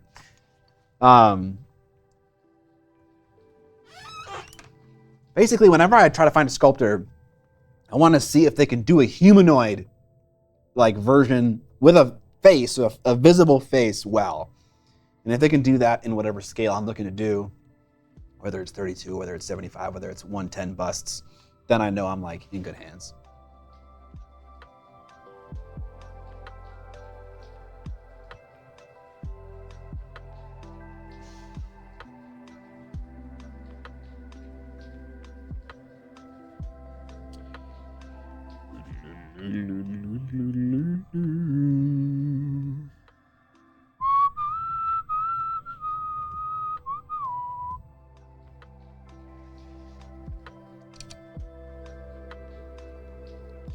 So I've been using Vallejo Game Color enough lately to like say more about the paint range than just simply it works, you know? And one thing I'll say about the paint is it splits like a motherfucker. It does not stay together for whatever reason. I don't know why, but like it's like you can't see it. Oh, I can focus. I have the technology. You can see it splitting actually. Here, we'll just zoom in so you can really see it. You can see that gray paint, or whatever it is, separating from the actual paint. It does that more quickly than other paint ranges. realistically, is that slowing me down at all? Not really. Every once in a while, I need to like mix up the paint a little bit more. I started to notice it mostly with my dried airbrush cups. Because like they separate into these interesting components, and in some of the paint chips and cracks out like you would expect paint to. This is also really interesting. Like the back side of this is like kind of like dusty. Look at this. The hell? Look at that. The fuck? It's really weird, you know? And the other stuff is like elastic. It's probably the pigment, eh? That would make sense. If the pigment is separating from the binder and the medium, then the pigment's going to be dusty and, you know, not good. And then the medium is going to be whatever properties acrylic is supposed to have, which is, you know, kind of elastic. Satisfying. Yeah, that was pretty satisfying.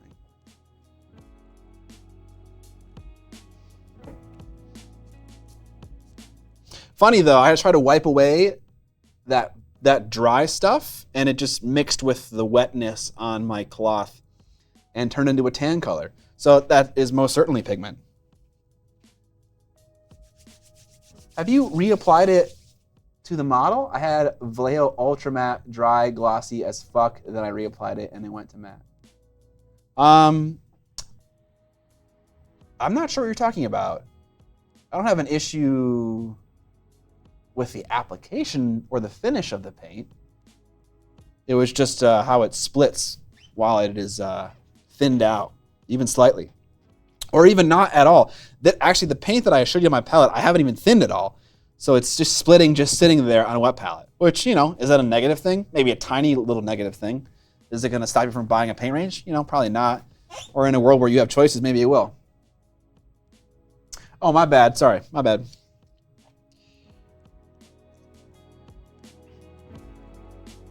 All right, guys.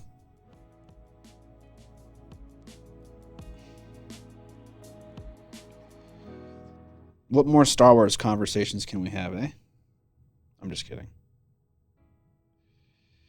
Or am I?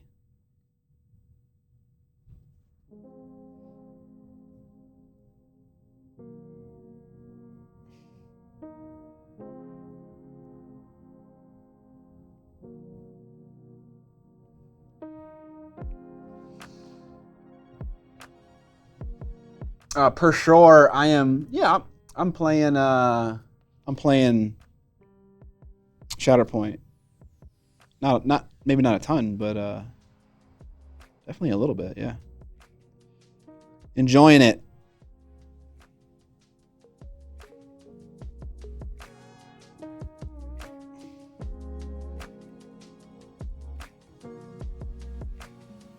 Although, wasn't there like some? Didn't Fantasy Flight recently say they're done with X-Wing? Sadly, and also Armada.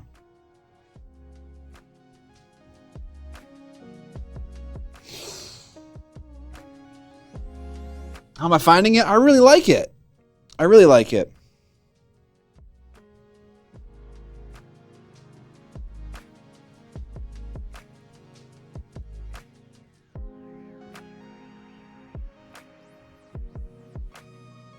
Probably played like between 15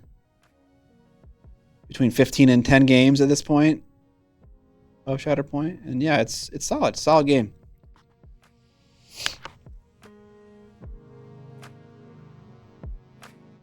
Book of Boba Fett was missing jizz. Do we have the mandatory Dune combo yet? Yeah, we talked about Dune already, yeah. Seth Drums on YouTube has a video of him drumming to AI Darth Vader singing Hello Darkness. What the fuck? I'm playing Balatro. Just had 8,200 points. Okay, nice. Rip X-Wing.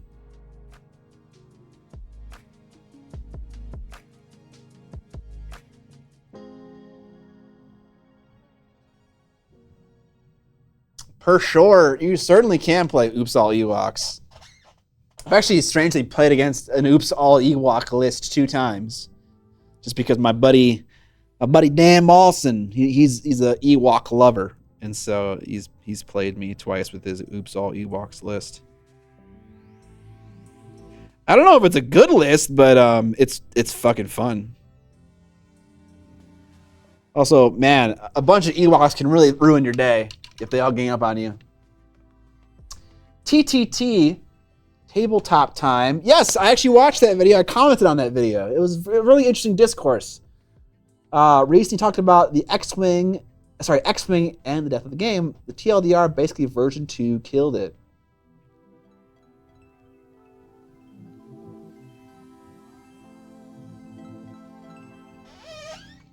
Oh, Darth Vader, no!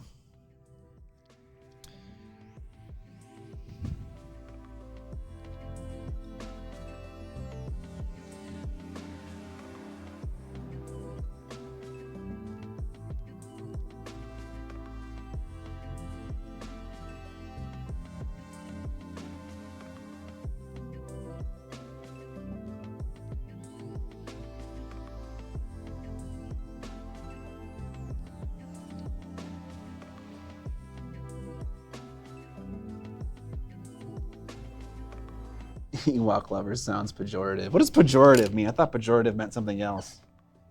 Oh, you guys just tell me. What does pejorative mean?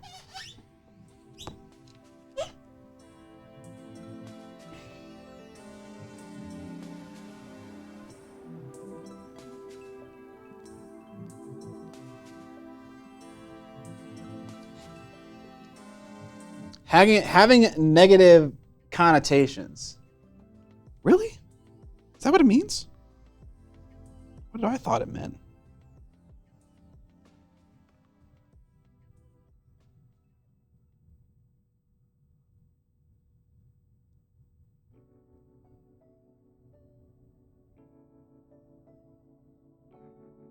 Oh, God, dude.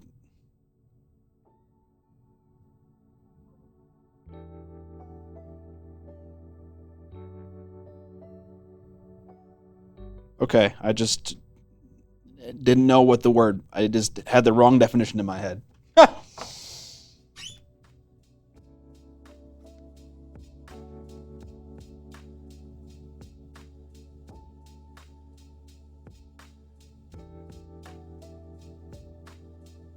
Latino hot. That would be a very interesting journalistic video.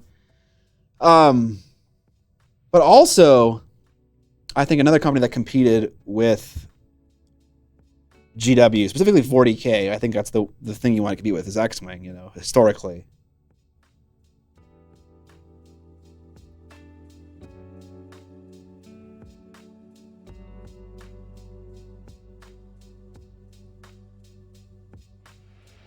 So I wouldn't say that War Machine and Hordes were the only games that compete with GW. Lilligraph, I am, yes. Apparently, I'm all kind of pejorative all the time.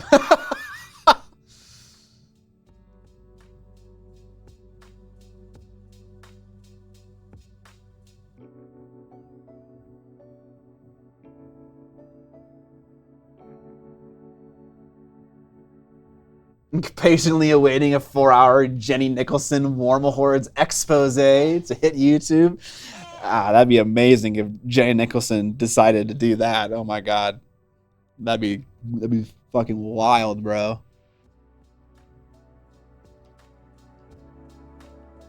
All right. There's a lot of tech gobbledygook on this belt. So we're going to try to be very careful to paint all of what are seemingly the leather components to avoid the gobbledygook. Do I have any interest in Warcrow? No, not at the moment, but I don't really know what Warcrow is, to be honest. So I might, you know, given the right introduction. Dude, my brain is so fickle, like I'll just like randomly get into stuff.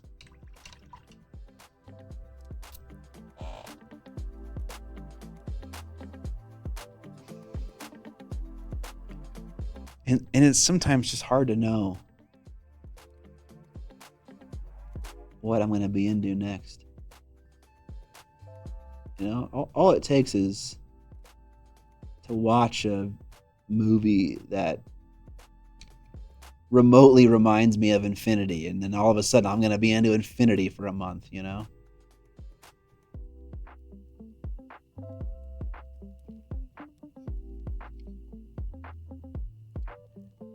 You guys like that at all? I feel like I'm very much so like that. Not to oversimplify, but Warcry is fantasy infinity. Yeah, I mean, that works. That works for me in my head. Is it Warhammer with birds? Yes. Ah!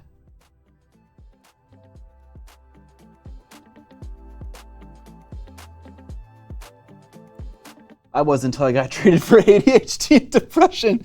What are you implying? I actually have nothing.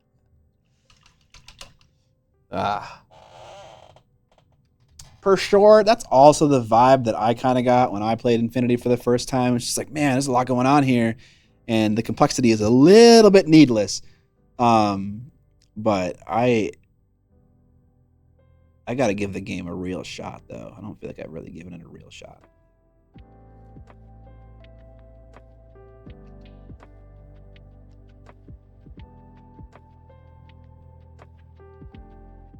I'm on the Song of Ice and Fire TMG kick right now. Also a good break before AOS 4.0 drops. Awesome, dude. I love that game, you know. The game's very near and dear to my heart.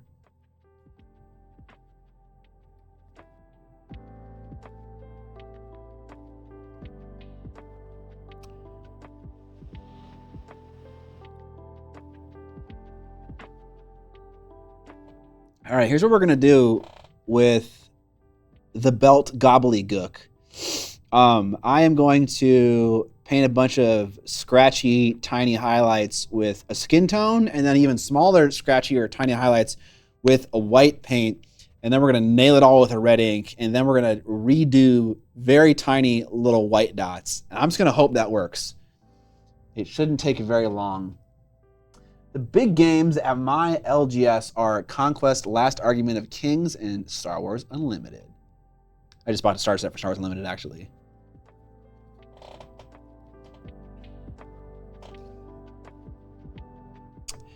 Put a little dirt under your pillow for the dirt man. So when he comes to town,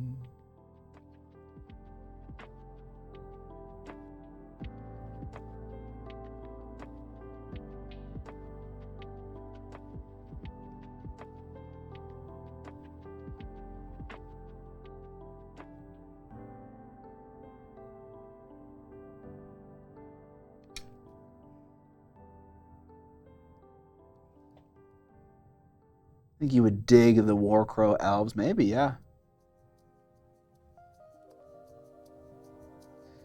Mike Janae, I really bounced off Infinity after I found out the box of models that really caught my eye and I bought and painted up didn't work with the simplified Code 1 rule set. Yeah, that feels bad. That doesn't sound like Creed. Oh, the memes, dude. I love it.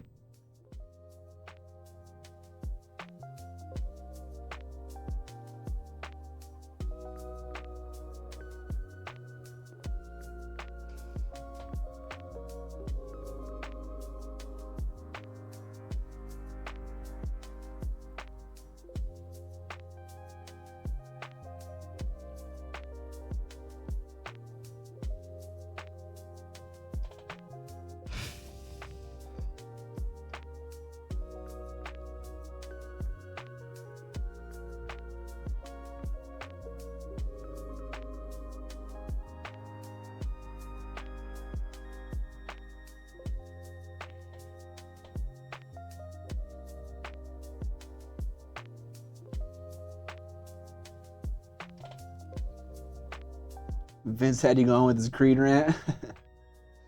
The big game at my LGS is 40k Magic, so exactly what you'd expect.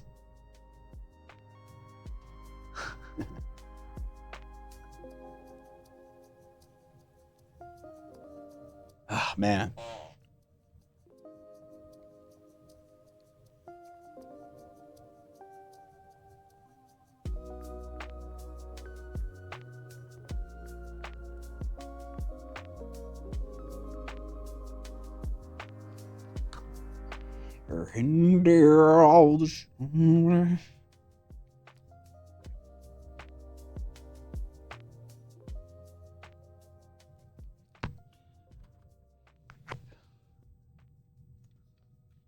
Oh man, I'm so sorry, guys. I fucking focused the camera on my web palette and then never fixed it. Should have yelled at me. Imagine having an LGS. Man, yeah, imagine having like 6 of them. I'm so fortunate.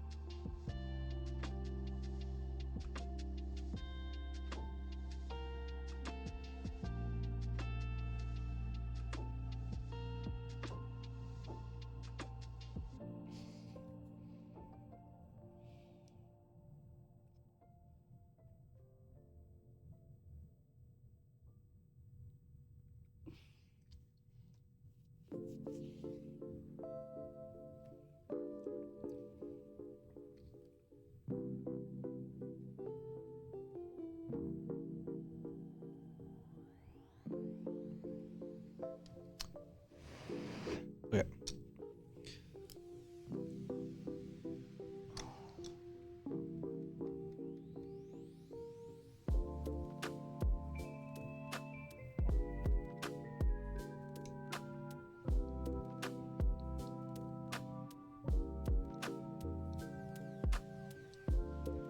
That's crazy, Crypt Shadow.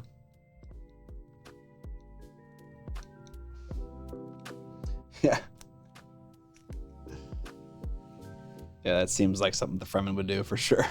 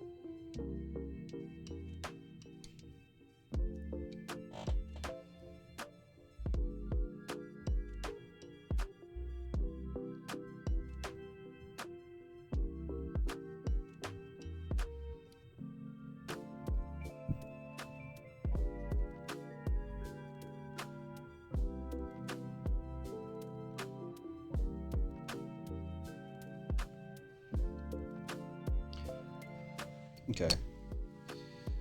I think the ink that I'm using is a little too scarlet to tint the highlights that I'm doing to the right red. Let's see if this will work.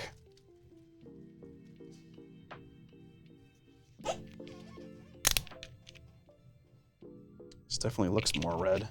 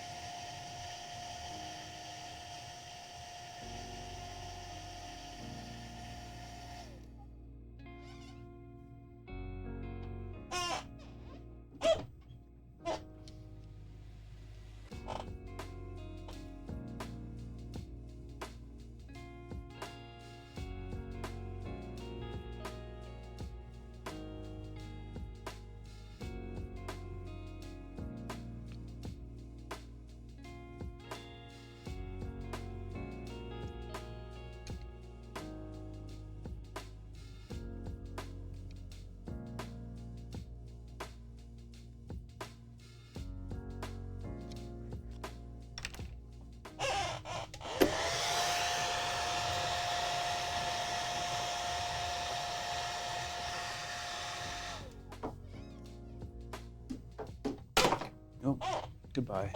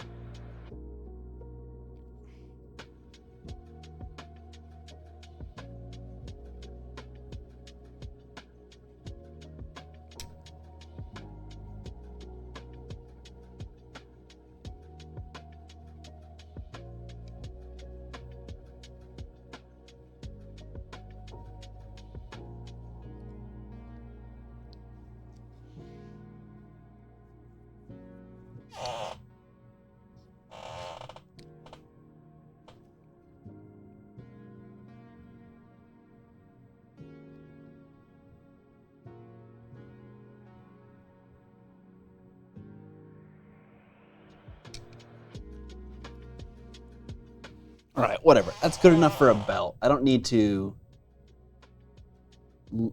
labor over a fucking belt.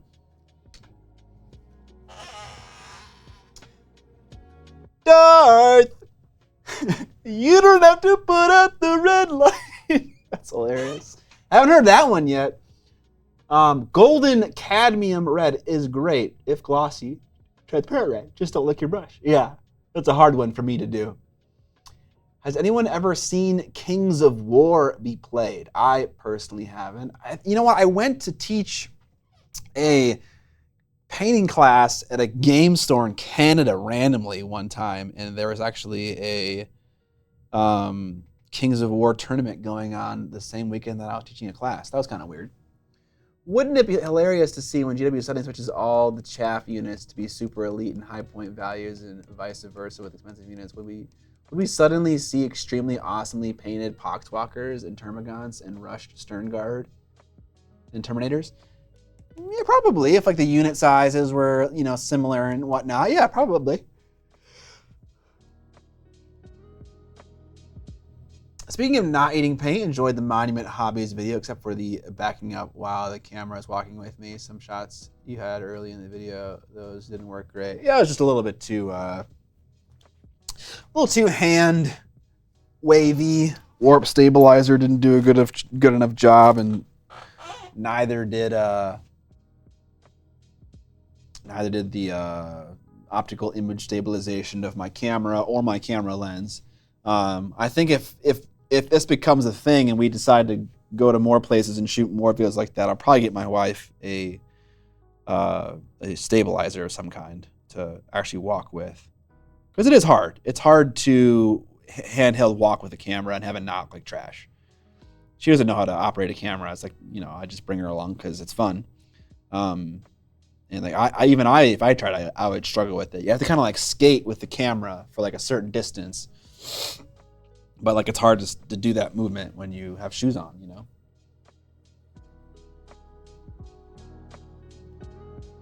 Yeah, I understand you could just not walk, but there's a kind of like an energy to the shot when it's moving and when you are walking through the facility and the camera's following you. It feels just more, it's a little difficult to explain. Maybe it's a genre thing that was like kind of set by other kind of how it's made TV shows that I watched as a young child, and so I feel the need to move the camera while I move with it. But it's like you're talking about a facility. It feels good to walk through the facility as you're talking about it. I don't know. It's a reality TV thing. I'm sure it's a thing that a lot of different genres of entertainment use. But it just felt appropriate. I did the same thing for the Black Site Studios video, and no one yelled at me then, and I think it was simply because they just weren't distractingly bad. But this time they were, and it's sadly not the kind of thing you can do a second take of.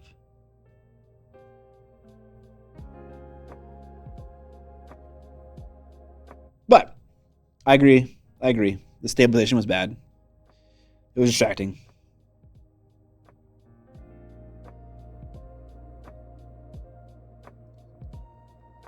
I'm just painting in some nice, thin, dark lines so that we can have some separation between the belt and the surrounding red areas.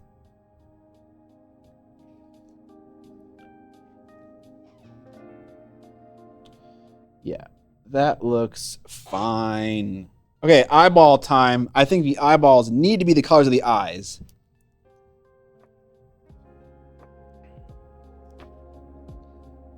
And so, I believe we used this red and then the crimson ink.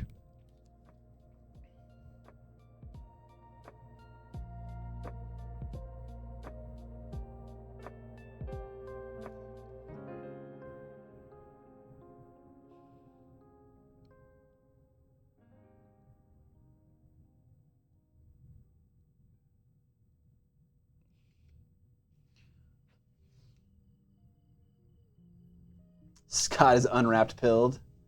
Come with me vibes. Right, yeah, exactly. KOW was originally a Warhammer Fantasy Battles alternative game. Models at the time were very meh, but you could just use GW Fantasy units. It kind of died when AOS came out, and then there was some poor updates on the KOW game. Last I heard it's okay, but the damage was done. It basically played like Fantasy did if you wanted something to equate it to. Okay.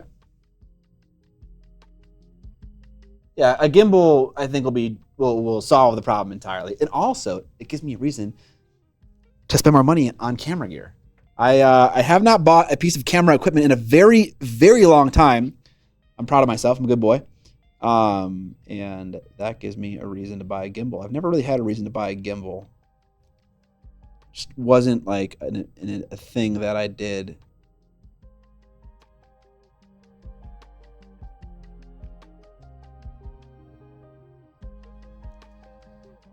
What up, Plank Walker?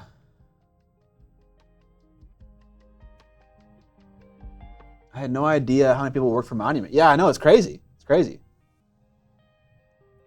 Scott's real hobby, collecting camera gear. Absolutely, dude. My camera wallet is itching.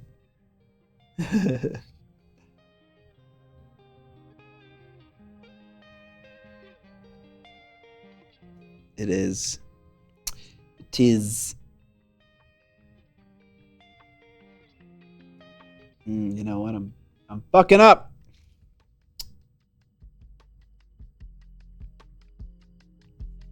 I need a nice thin black line around the eyeball.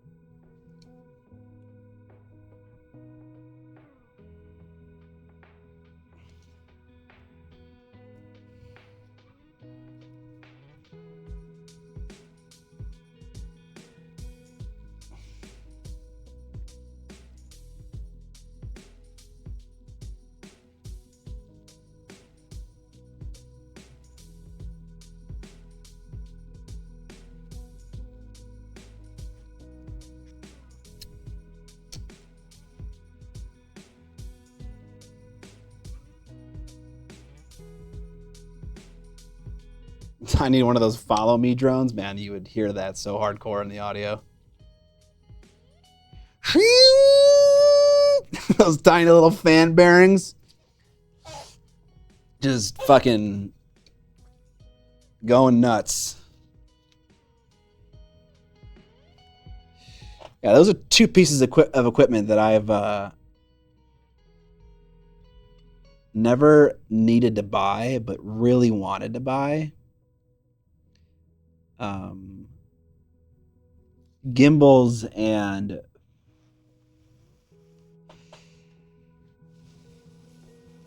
drones. Although we got a really cool shot. We got two really cool shots at the Black Site Studios facilities with Connor's drone, though. So credit where credit's due.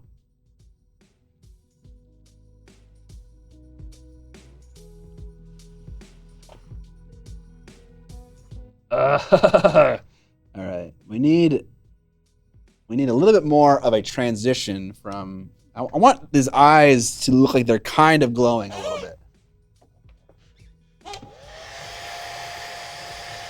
Bring back the gaming stream with drone shots. You know, if someone were to do a gaming stream, I feel like they would just need to do it every single day. You know, every day they're streaming, or at least 3 times a week, and there's like good variety and like that idea could never be a side bay like I was trying to treat it.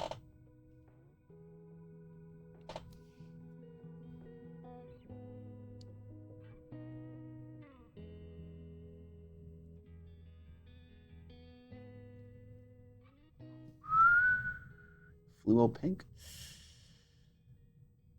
Playon does that.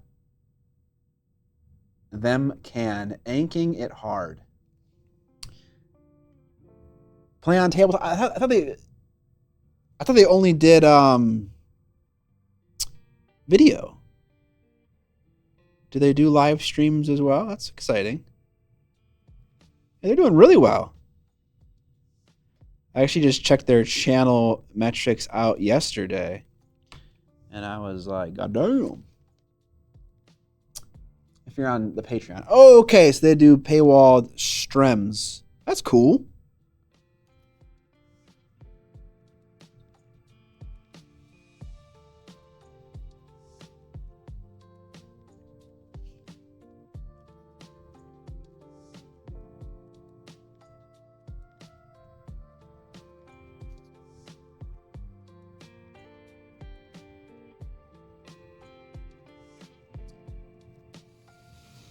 That's cool.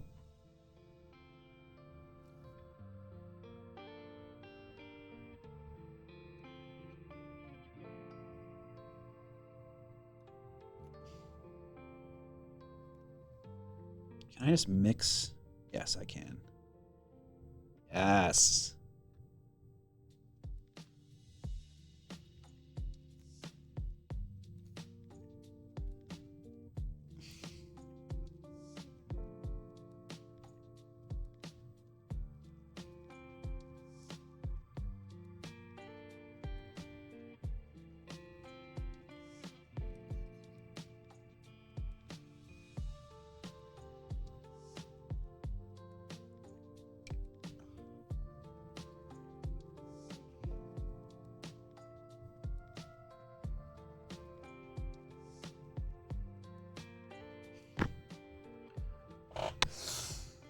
My frustration with gaming streams and battle report VODs, for that matter, is you basically have to choose between watching something with great production value or watching something with great gameplay. It's almost never both at the same time. That's another thing, is that you need to have a lot of skills, right?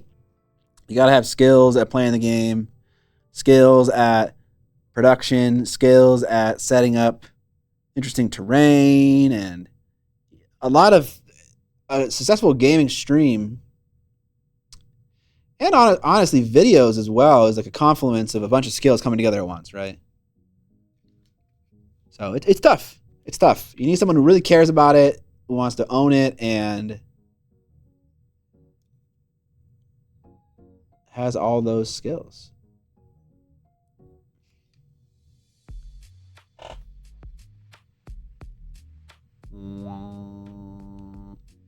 Let's hit it up with some of this fluo ink as well. I don't know what that's gonna do.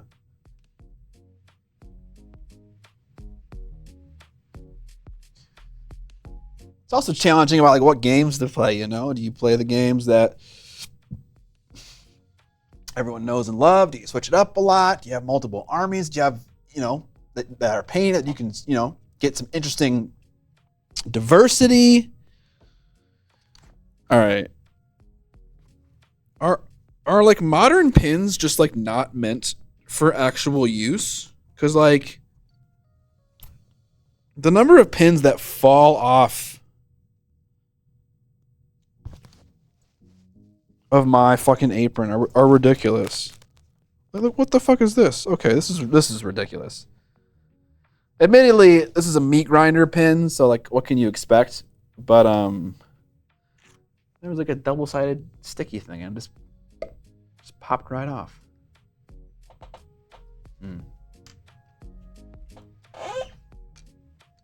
I watch gaming streams for the vibes, to be honest. I don't care if the gameplay is great or the production values are high. I just want it as close to being in the room with your friends jamming as possible. They have one job. What the hell?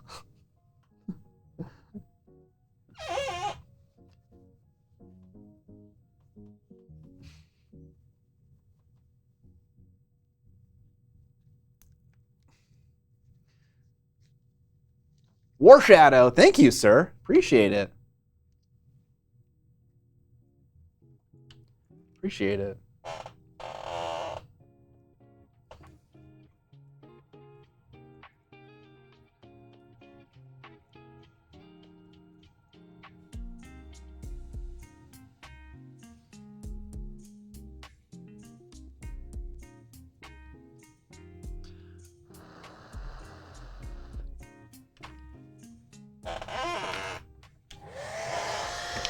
What up, Kiwi Mace?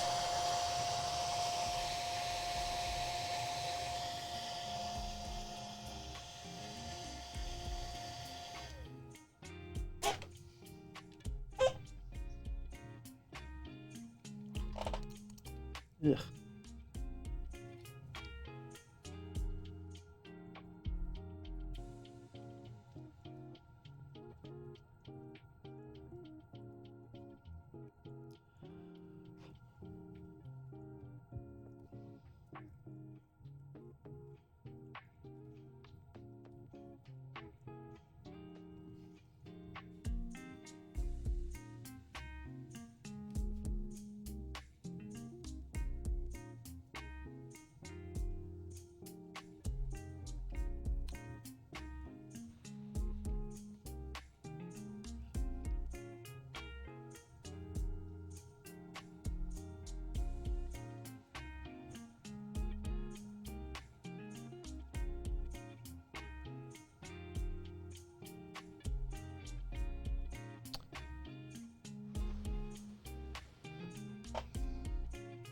My minis have been sitting on the bench for 12 months, but haven't painted themselves. A bit disappointed. I feel that. I feel that.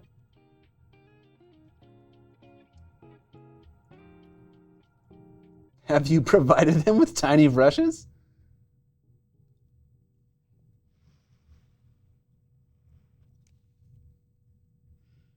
That is hilarious.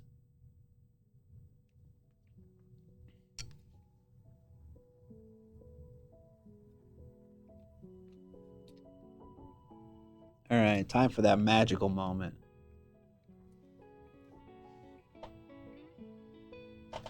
Let's just make sure the eyes are dry before we do the specular highlight.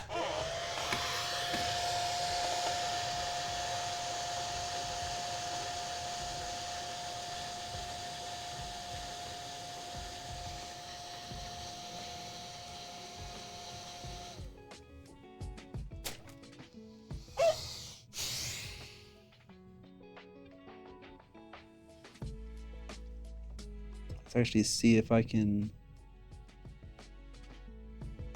paint a black outline.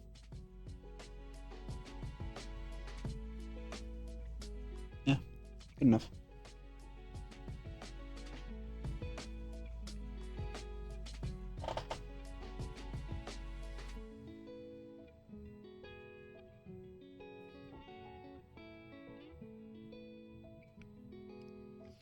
Woo! Them some tiny white dots. I think they're actually too small. Let me focus this for y'all.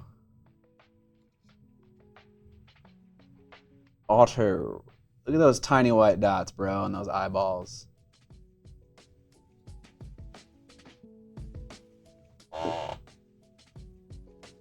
Those are too small. You can't even see them when you're not zoomed in 70 millimeter on a lens.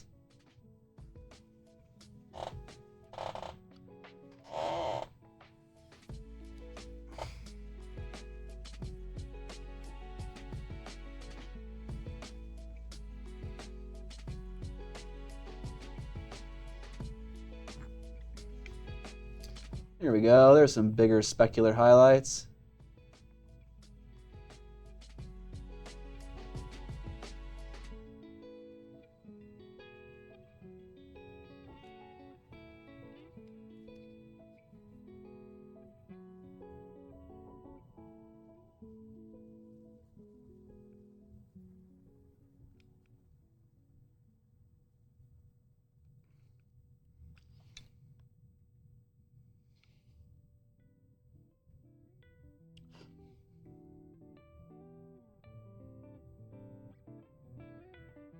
Chat, I got some Wild West Exodus models for basically nothing, and it has made me mad with power.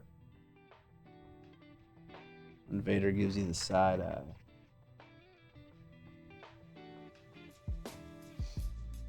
To cry some more. Oh, did I make a loud sound? I'm sorry.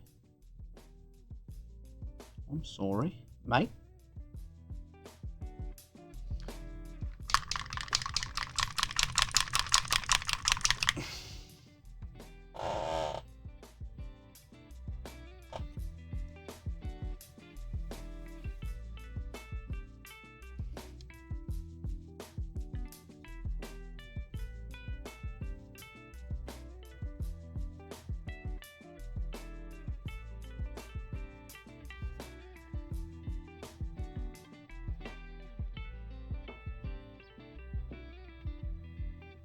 Signature set win.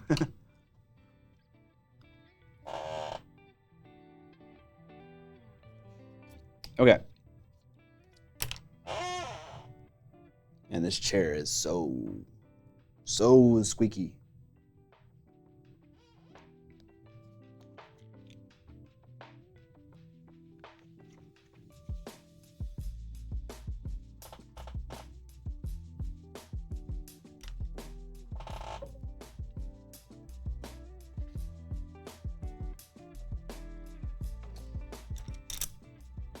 Optimus Primer says, I am your father.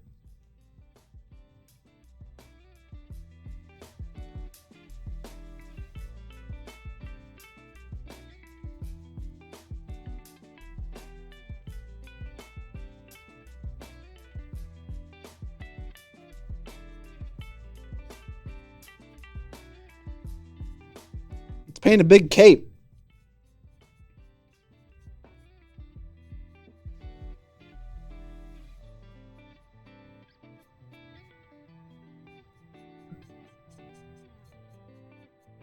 This is typically one of the last things I always tend to paint, just because I focus so much on the front of the model. And what ends up happening is I end up taking paint off of the backside of the Mini. And so I just save these things for late in the paint job, just so I can, not cause damage to things that I've already finished. Do I paint the bottom of my tanks? I don't paint tanks a whole lot, but if I did, I wouldn't paint the bottoms of tanks, no.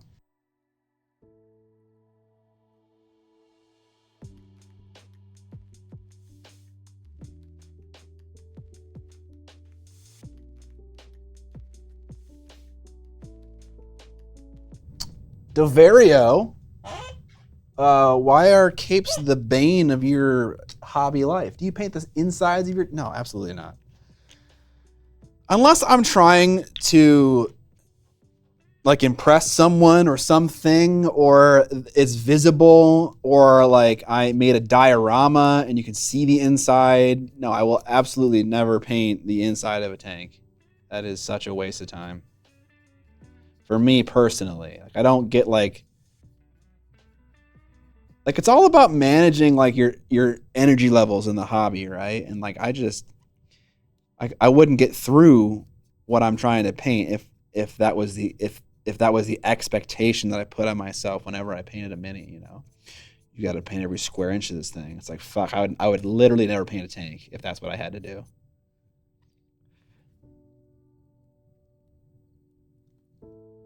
Can never get the right level of contrast. Interesting.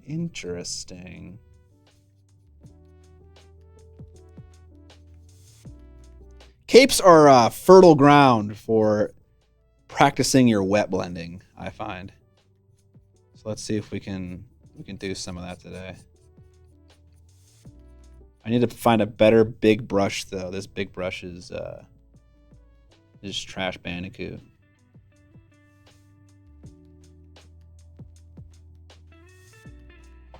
Speaking of, let's just get a better brush right now.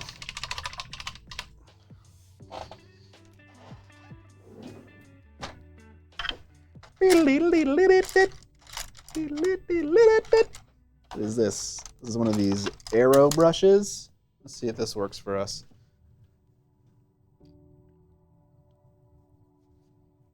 That's the trouble with Votan. They give you clear plastic domes on the tanks with drivers inside and all that. Oh, brother, just paint the inside of that dome, or paint it with a Tamiya clear color, okay? Like clear teal or red or yellow or orange or green or whatever you want. Paint it with that.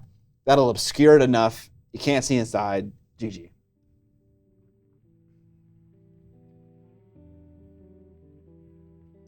Interesting.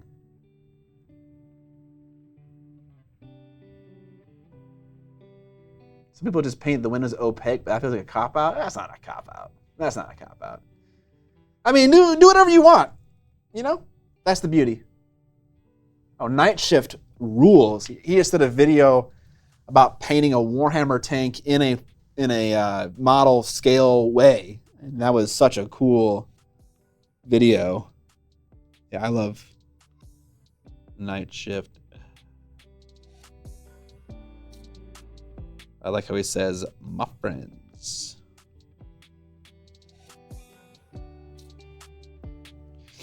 Okay. I don't want to start too dark. I want to start like somewhere in the, this is like not my darkest shadow, but also not my mid-tone. That's where I want to start.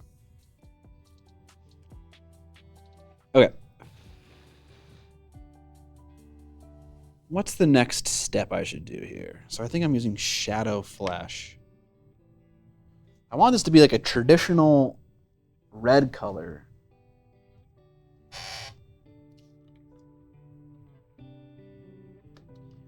All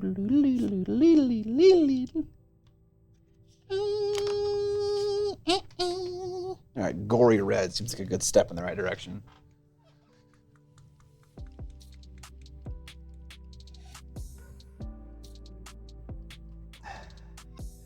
I'll check out Night Shift, but yeah, I mean, it's a joke amongst my buddies that if it's not painted on the bottom, it's not done.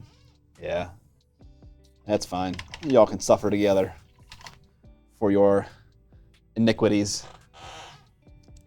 Just do orange OSL and the driver's coming from the scenes and screens and instruments. Yeah, that's a fun idea.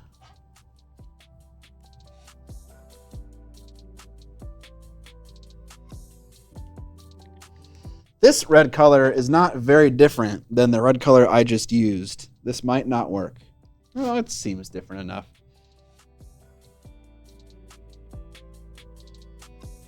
All right, let's get some big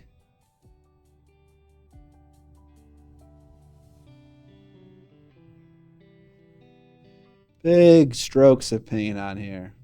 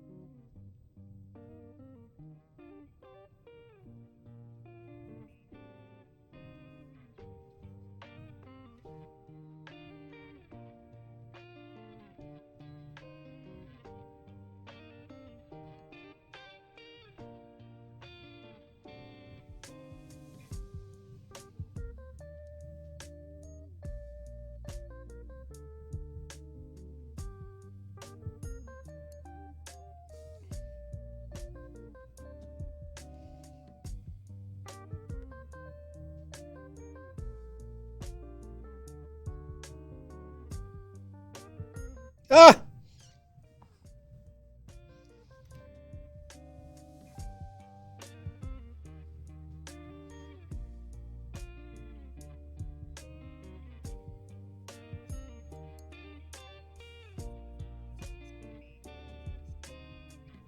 You know, I'm kind of learning something about paint.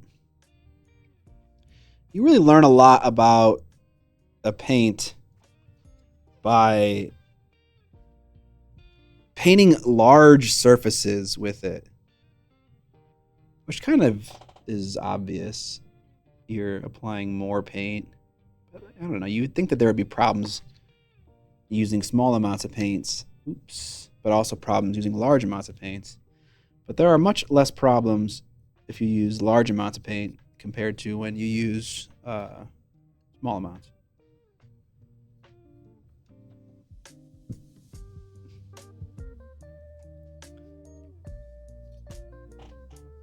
Like this brush right now and this paint combo are like grossly failing me based on like the experiences I've had in the past applying huge amounts of paint.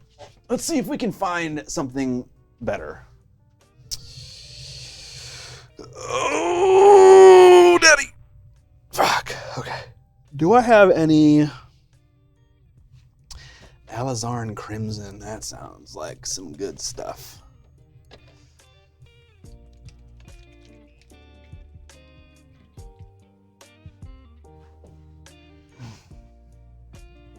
Red Vader. Painty question. A good brand for Kolinsky brushes. I know Da Vinci is good for the synthetic ones. I like Da Vinci also for the natural Kolinsky hair ones as well. The 8404 and 8408 are my go-tos, or they were my go-tos for a very long time. Now I just get sent free brushes and I just use those brushes. I've liked Raphael Series 35. I have liked Mindwork brushes. I have liked Broken Toad brushes. Those are all the ones that are kind of like standouts. But it's, you know, it's all a risk. You never know if you'll buy a brush and it just sucks total ass. I never liked Winsor and Newton Series 7. Like, those were like the fucking go-tos. And I never liked them. They were always awful. Not awful. They were not worth the money. But a lot of people really like those brushes. So you're definitely not alone, Tubbikins.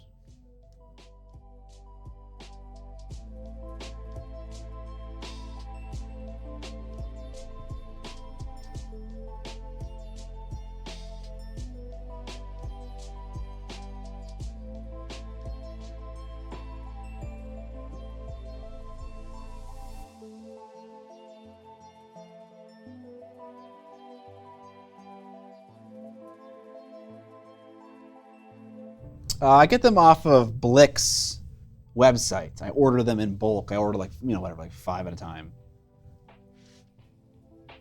Thank you, Cornflake Justice. Appreciate it. Okay, here's another thing to talk about with the Vallejo game color range. So one of my critiques of the range when it first came out was that it kind of lost its identity. You know, it used to be the range at Vallejo that was more satin, had more saturated colors. It was for painting fantasy models. And then when it came out, it was like super matte paint. But this paint is not matte. It is splotchy and satiny. And it feels gelatinous when I paint with it. Like, it doesn't settle very well. It has kind of bad coverage. This is Gory Red. I actually remember Gory Red from the previous VGC range also being problematic. So maybe this is just the same color, but it's not consistent in the range. And also, it's just kind of a bad paint. So we're not going to use that paint. Also, this chisel brush from Chimera is not doing it for me. I just need a big brush that is gonna stay together when I abuse it. It doesn't need to have a tip. It just needs to be thick. All right, maybe this will work. Sometimes like a shitty flat brush like this works really well for wet blending.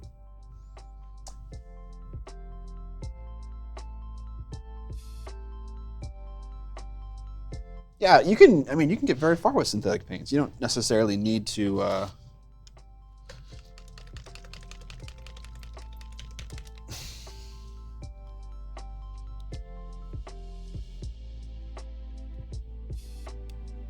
switch over to Kolinsky. It's more, it can be more of a preference thing. All right, so this is Alizarin Crimson. This was from the second Chimera set that they made of single pigment paints. This would be pigment PR. Oh no, this is transparent. Oh no. Well, at least I have red on there right now. Is this also transparent? It is transparent. Oh fuck, these all transparent? This one's not transparent, right? No, it isn't. All right, let's see what it's like to base coat with this transparent paint. Yeah. I mean, yeah, it's transparent. Even though I'm painting on top of red, you can just tell. But that's okay. We don't need it to be super uber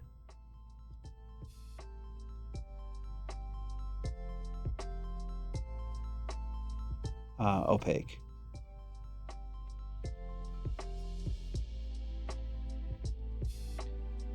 Oh, that's a nice color too, though. That's a nice color. Alizarin Crimson.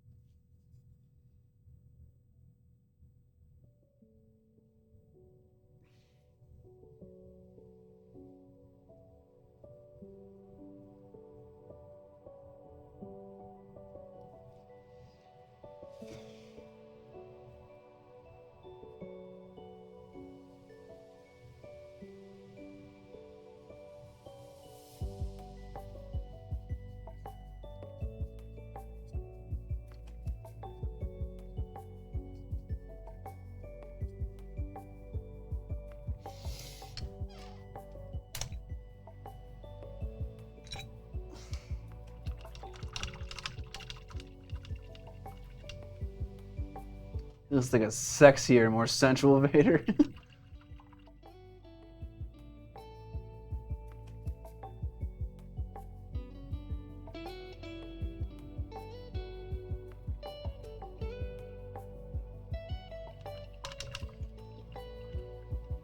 Miniac brushes when? Ooh.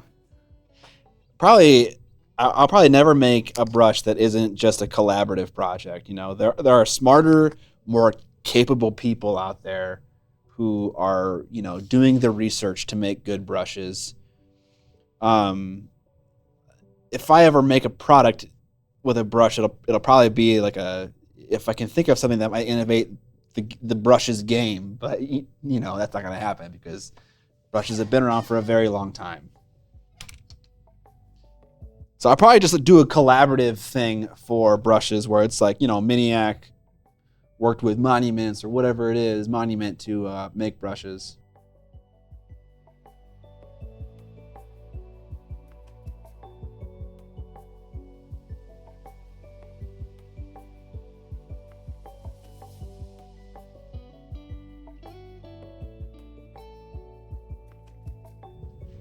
Yeah, I like that color a lot, but man, does not cover well. And also, it's leaving like an awful texture on the model. I could just like, you know, air quotes, cheat and just do this with an airbrush. Or like paint some really fast layers of paint and then just like blend them with an airbrush. I need my little spongy makeup things. Where are they? Oh, there it is. Okay. We didn't get very far, and that's good because I'm going to wipe some of this paint off because we're not even getting anywhere and we're getting like texture buildup.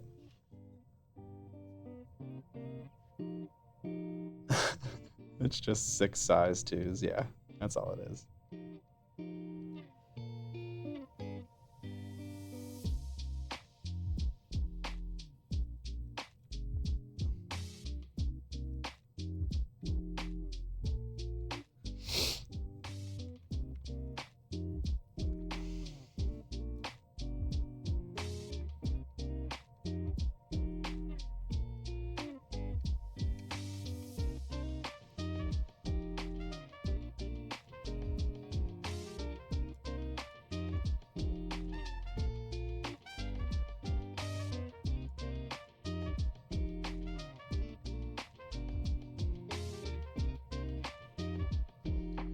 I thought I could just like soften the bumpy layers with some isopropyl, but I am like kind of wiping all of the paint off. I didn't necessarily mean to do that.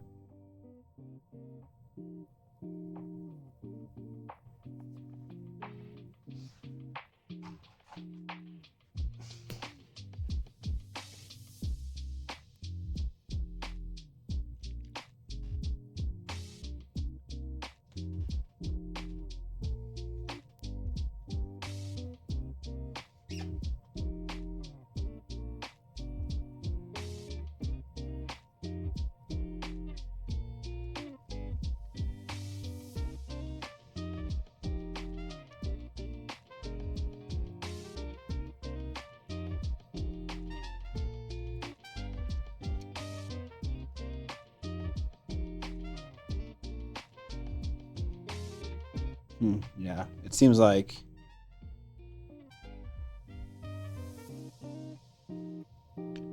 I should just take off all the paint.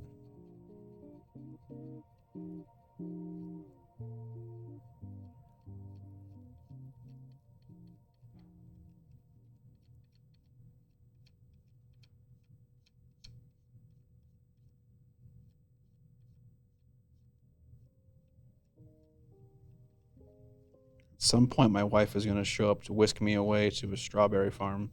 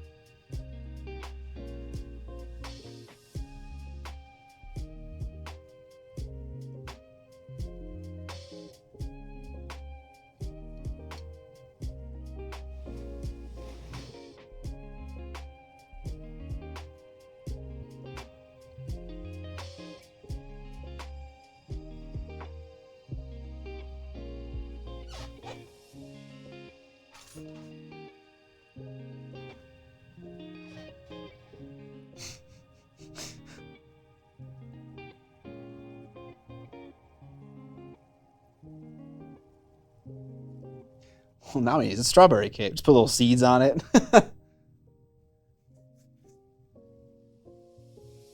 Tell her you're painting a strawberry Vader.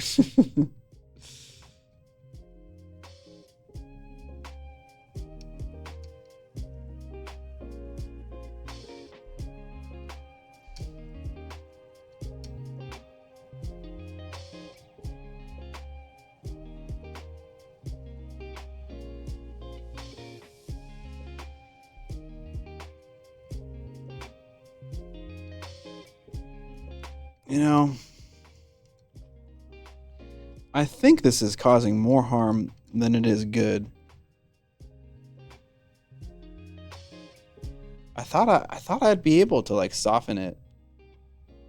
There's like that one primer for model, the Mr. Hobby stuff. Like you can take isopropyl and like a brush sponge like this, and you can smooth out primer issues with like a brush like this. And so I kind of just figured that would like kind of work for all acrylic paint, but no, this is not working.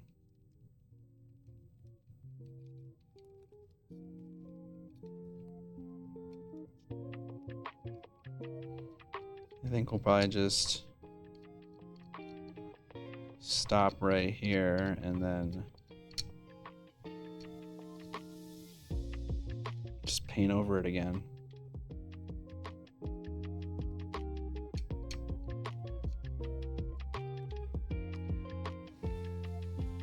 Okay. Let's not use transparent paints. That's sad. I thought that would work well.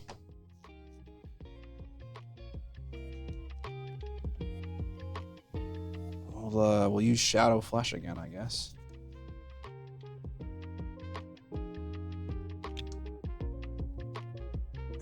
Isn't this is causing more harm than good, the Miniac channel motto? Yeah, and you know, in a way. It certainly is, you know. Experimentation, try things out. See if you can make things better. Sometimes you can't.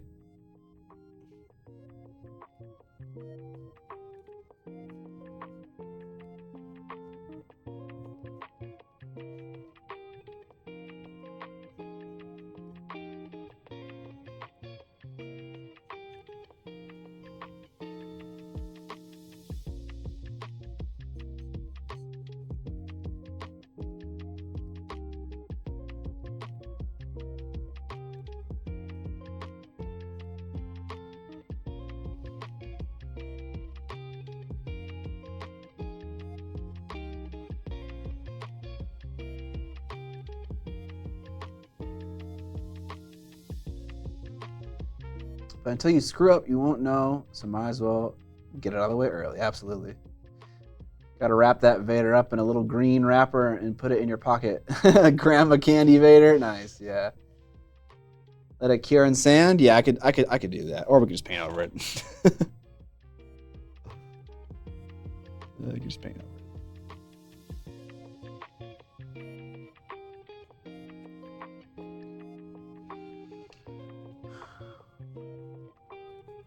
Yeah, scraping it might have been a better play. TBH.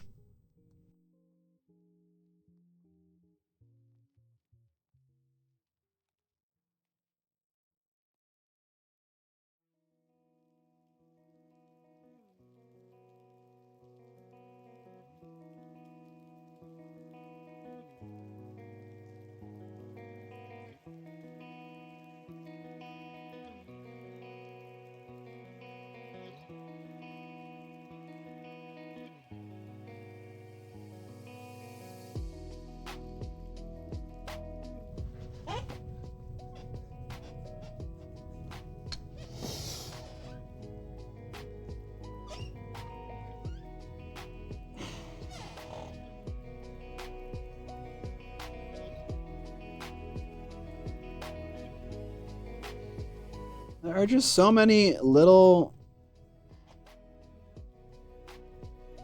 bumps.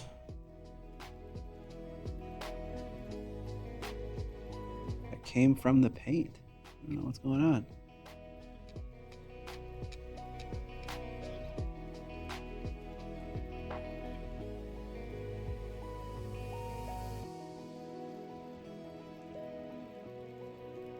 Where all these little bumps come from?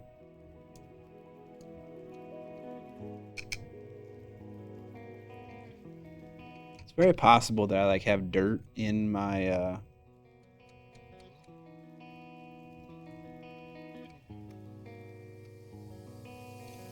like water cup or something like that, and now it's getting into my paint water.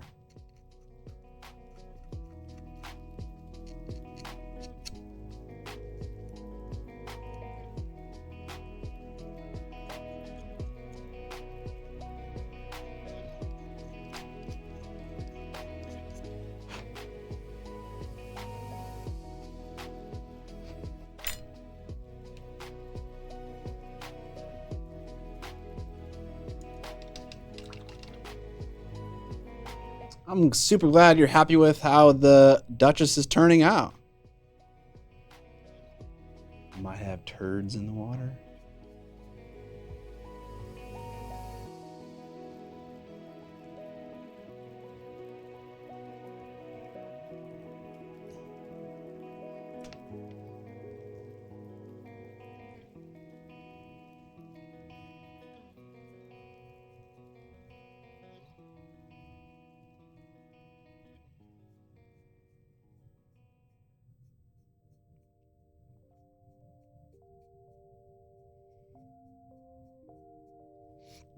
It also could be bubbles. If bubbles dry on the surface, maybe they turn into little bumps.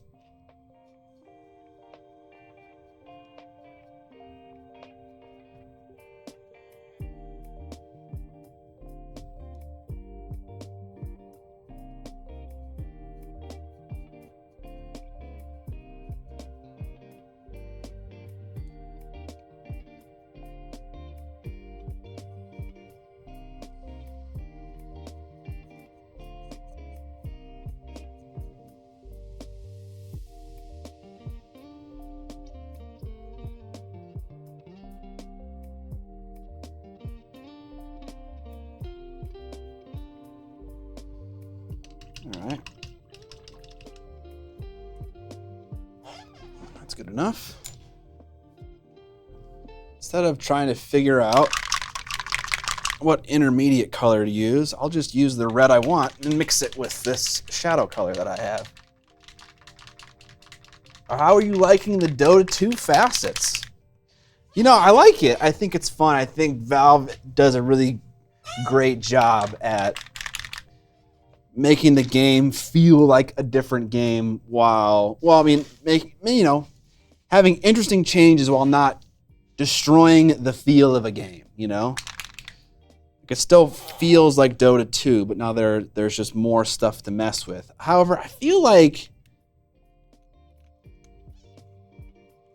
how often can you do this, right? You know, every Dota character has an Ags ability. That isn't how it used to work. Every character has an Ags shard ability. Every character has like 2 facets now to pick from that changes their play style. The map is 30% larger. It's like we keep adding things to the, there's tormentors now. We keep adding things to the game. At a certain point, when is it enough? When is it just so complicated that no one can get into playing Dota because it's just such a hardcore game to play? Thank you, Nurgle Matthew. But no, that being said, I do enjoy the facets. I think they're cool. I think it's helpful because a lot of characters have like 2 roles they can often play, and this just allows them to better differentiate between those roles. Whatever.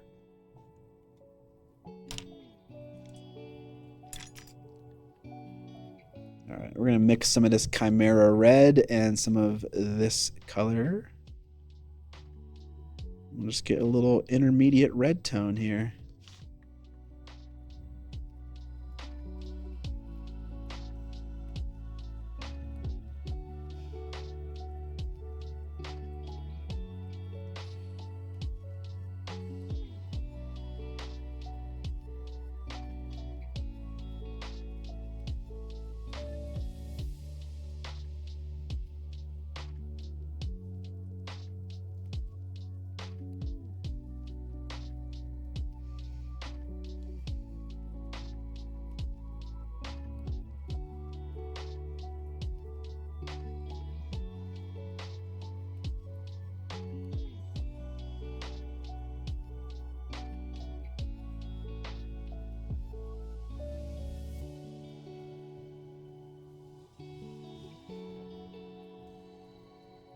What are my thoughts on using oil paints? I'm for it.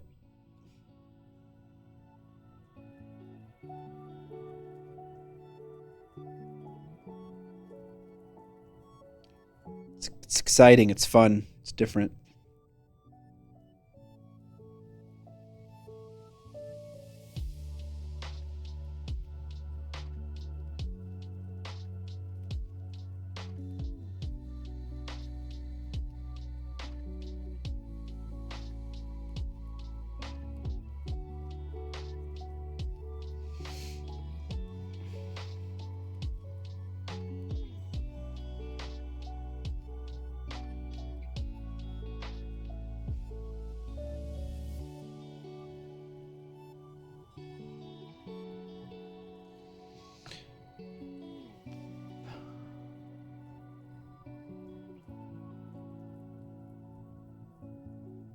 Shadow Shaman feels tougher to play. I feel like Shadow Shaman with like his bullshit chickens is not one of like the highest played supports.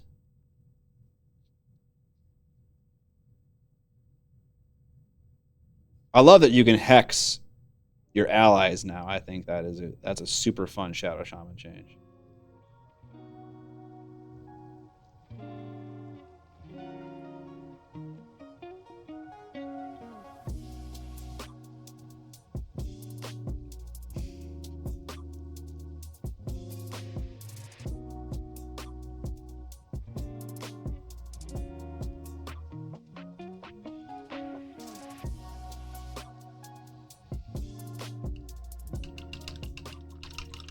Quick question, could you name the STL that sweet engine effect on your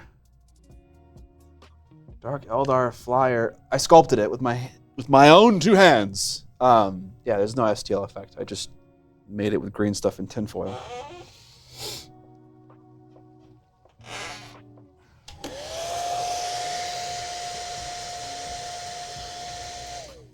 Cornflake Justice. Yeah, it's a bit magenta. It's just, it's difficult. It's difficult to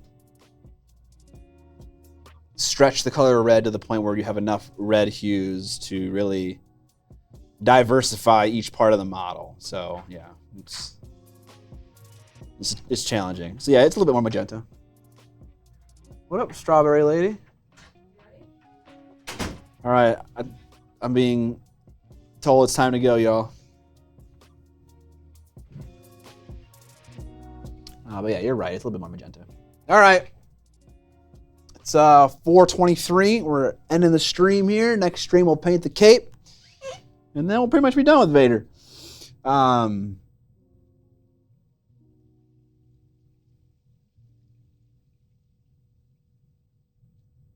Sorry, guys. My mom says I have to go to dinner.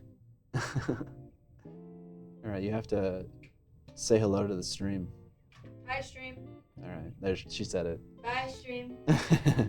All right, guys. I forgot to do this last time, but I remember this time. Who should we host as we're heading out here? Thanks for all the subs. Thanks for the chatting. Thanks for the humoring me, talking about Star Wars. I always appreciate that. Yeah.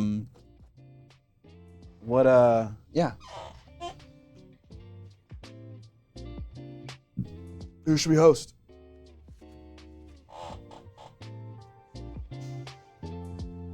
Jamie Daggers.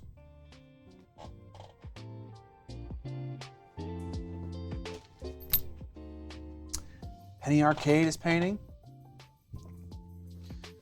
No, we haven't hosted Penny Arcade in a super long time. All right, guys. We'll do Penny Arcade.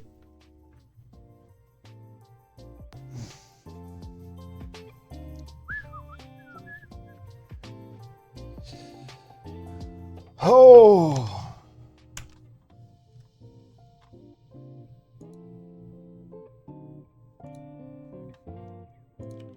All right, guys. Be good.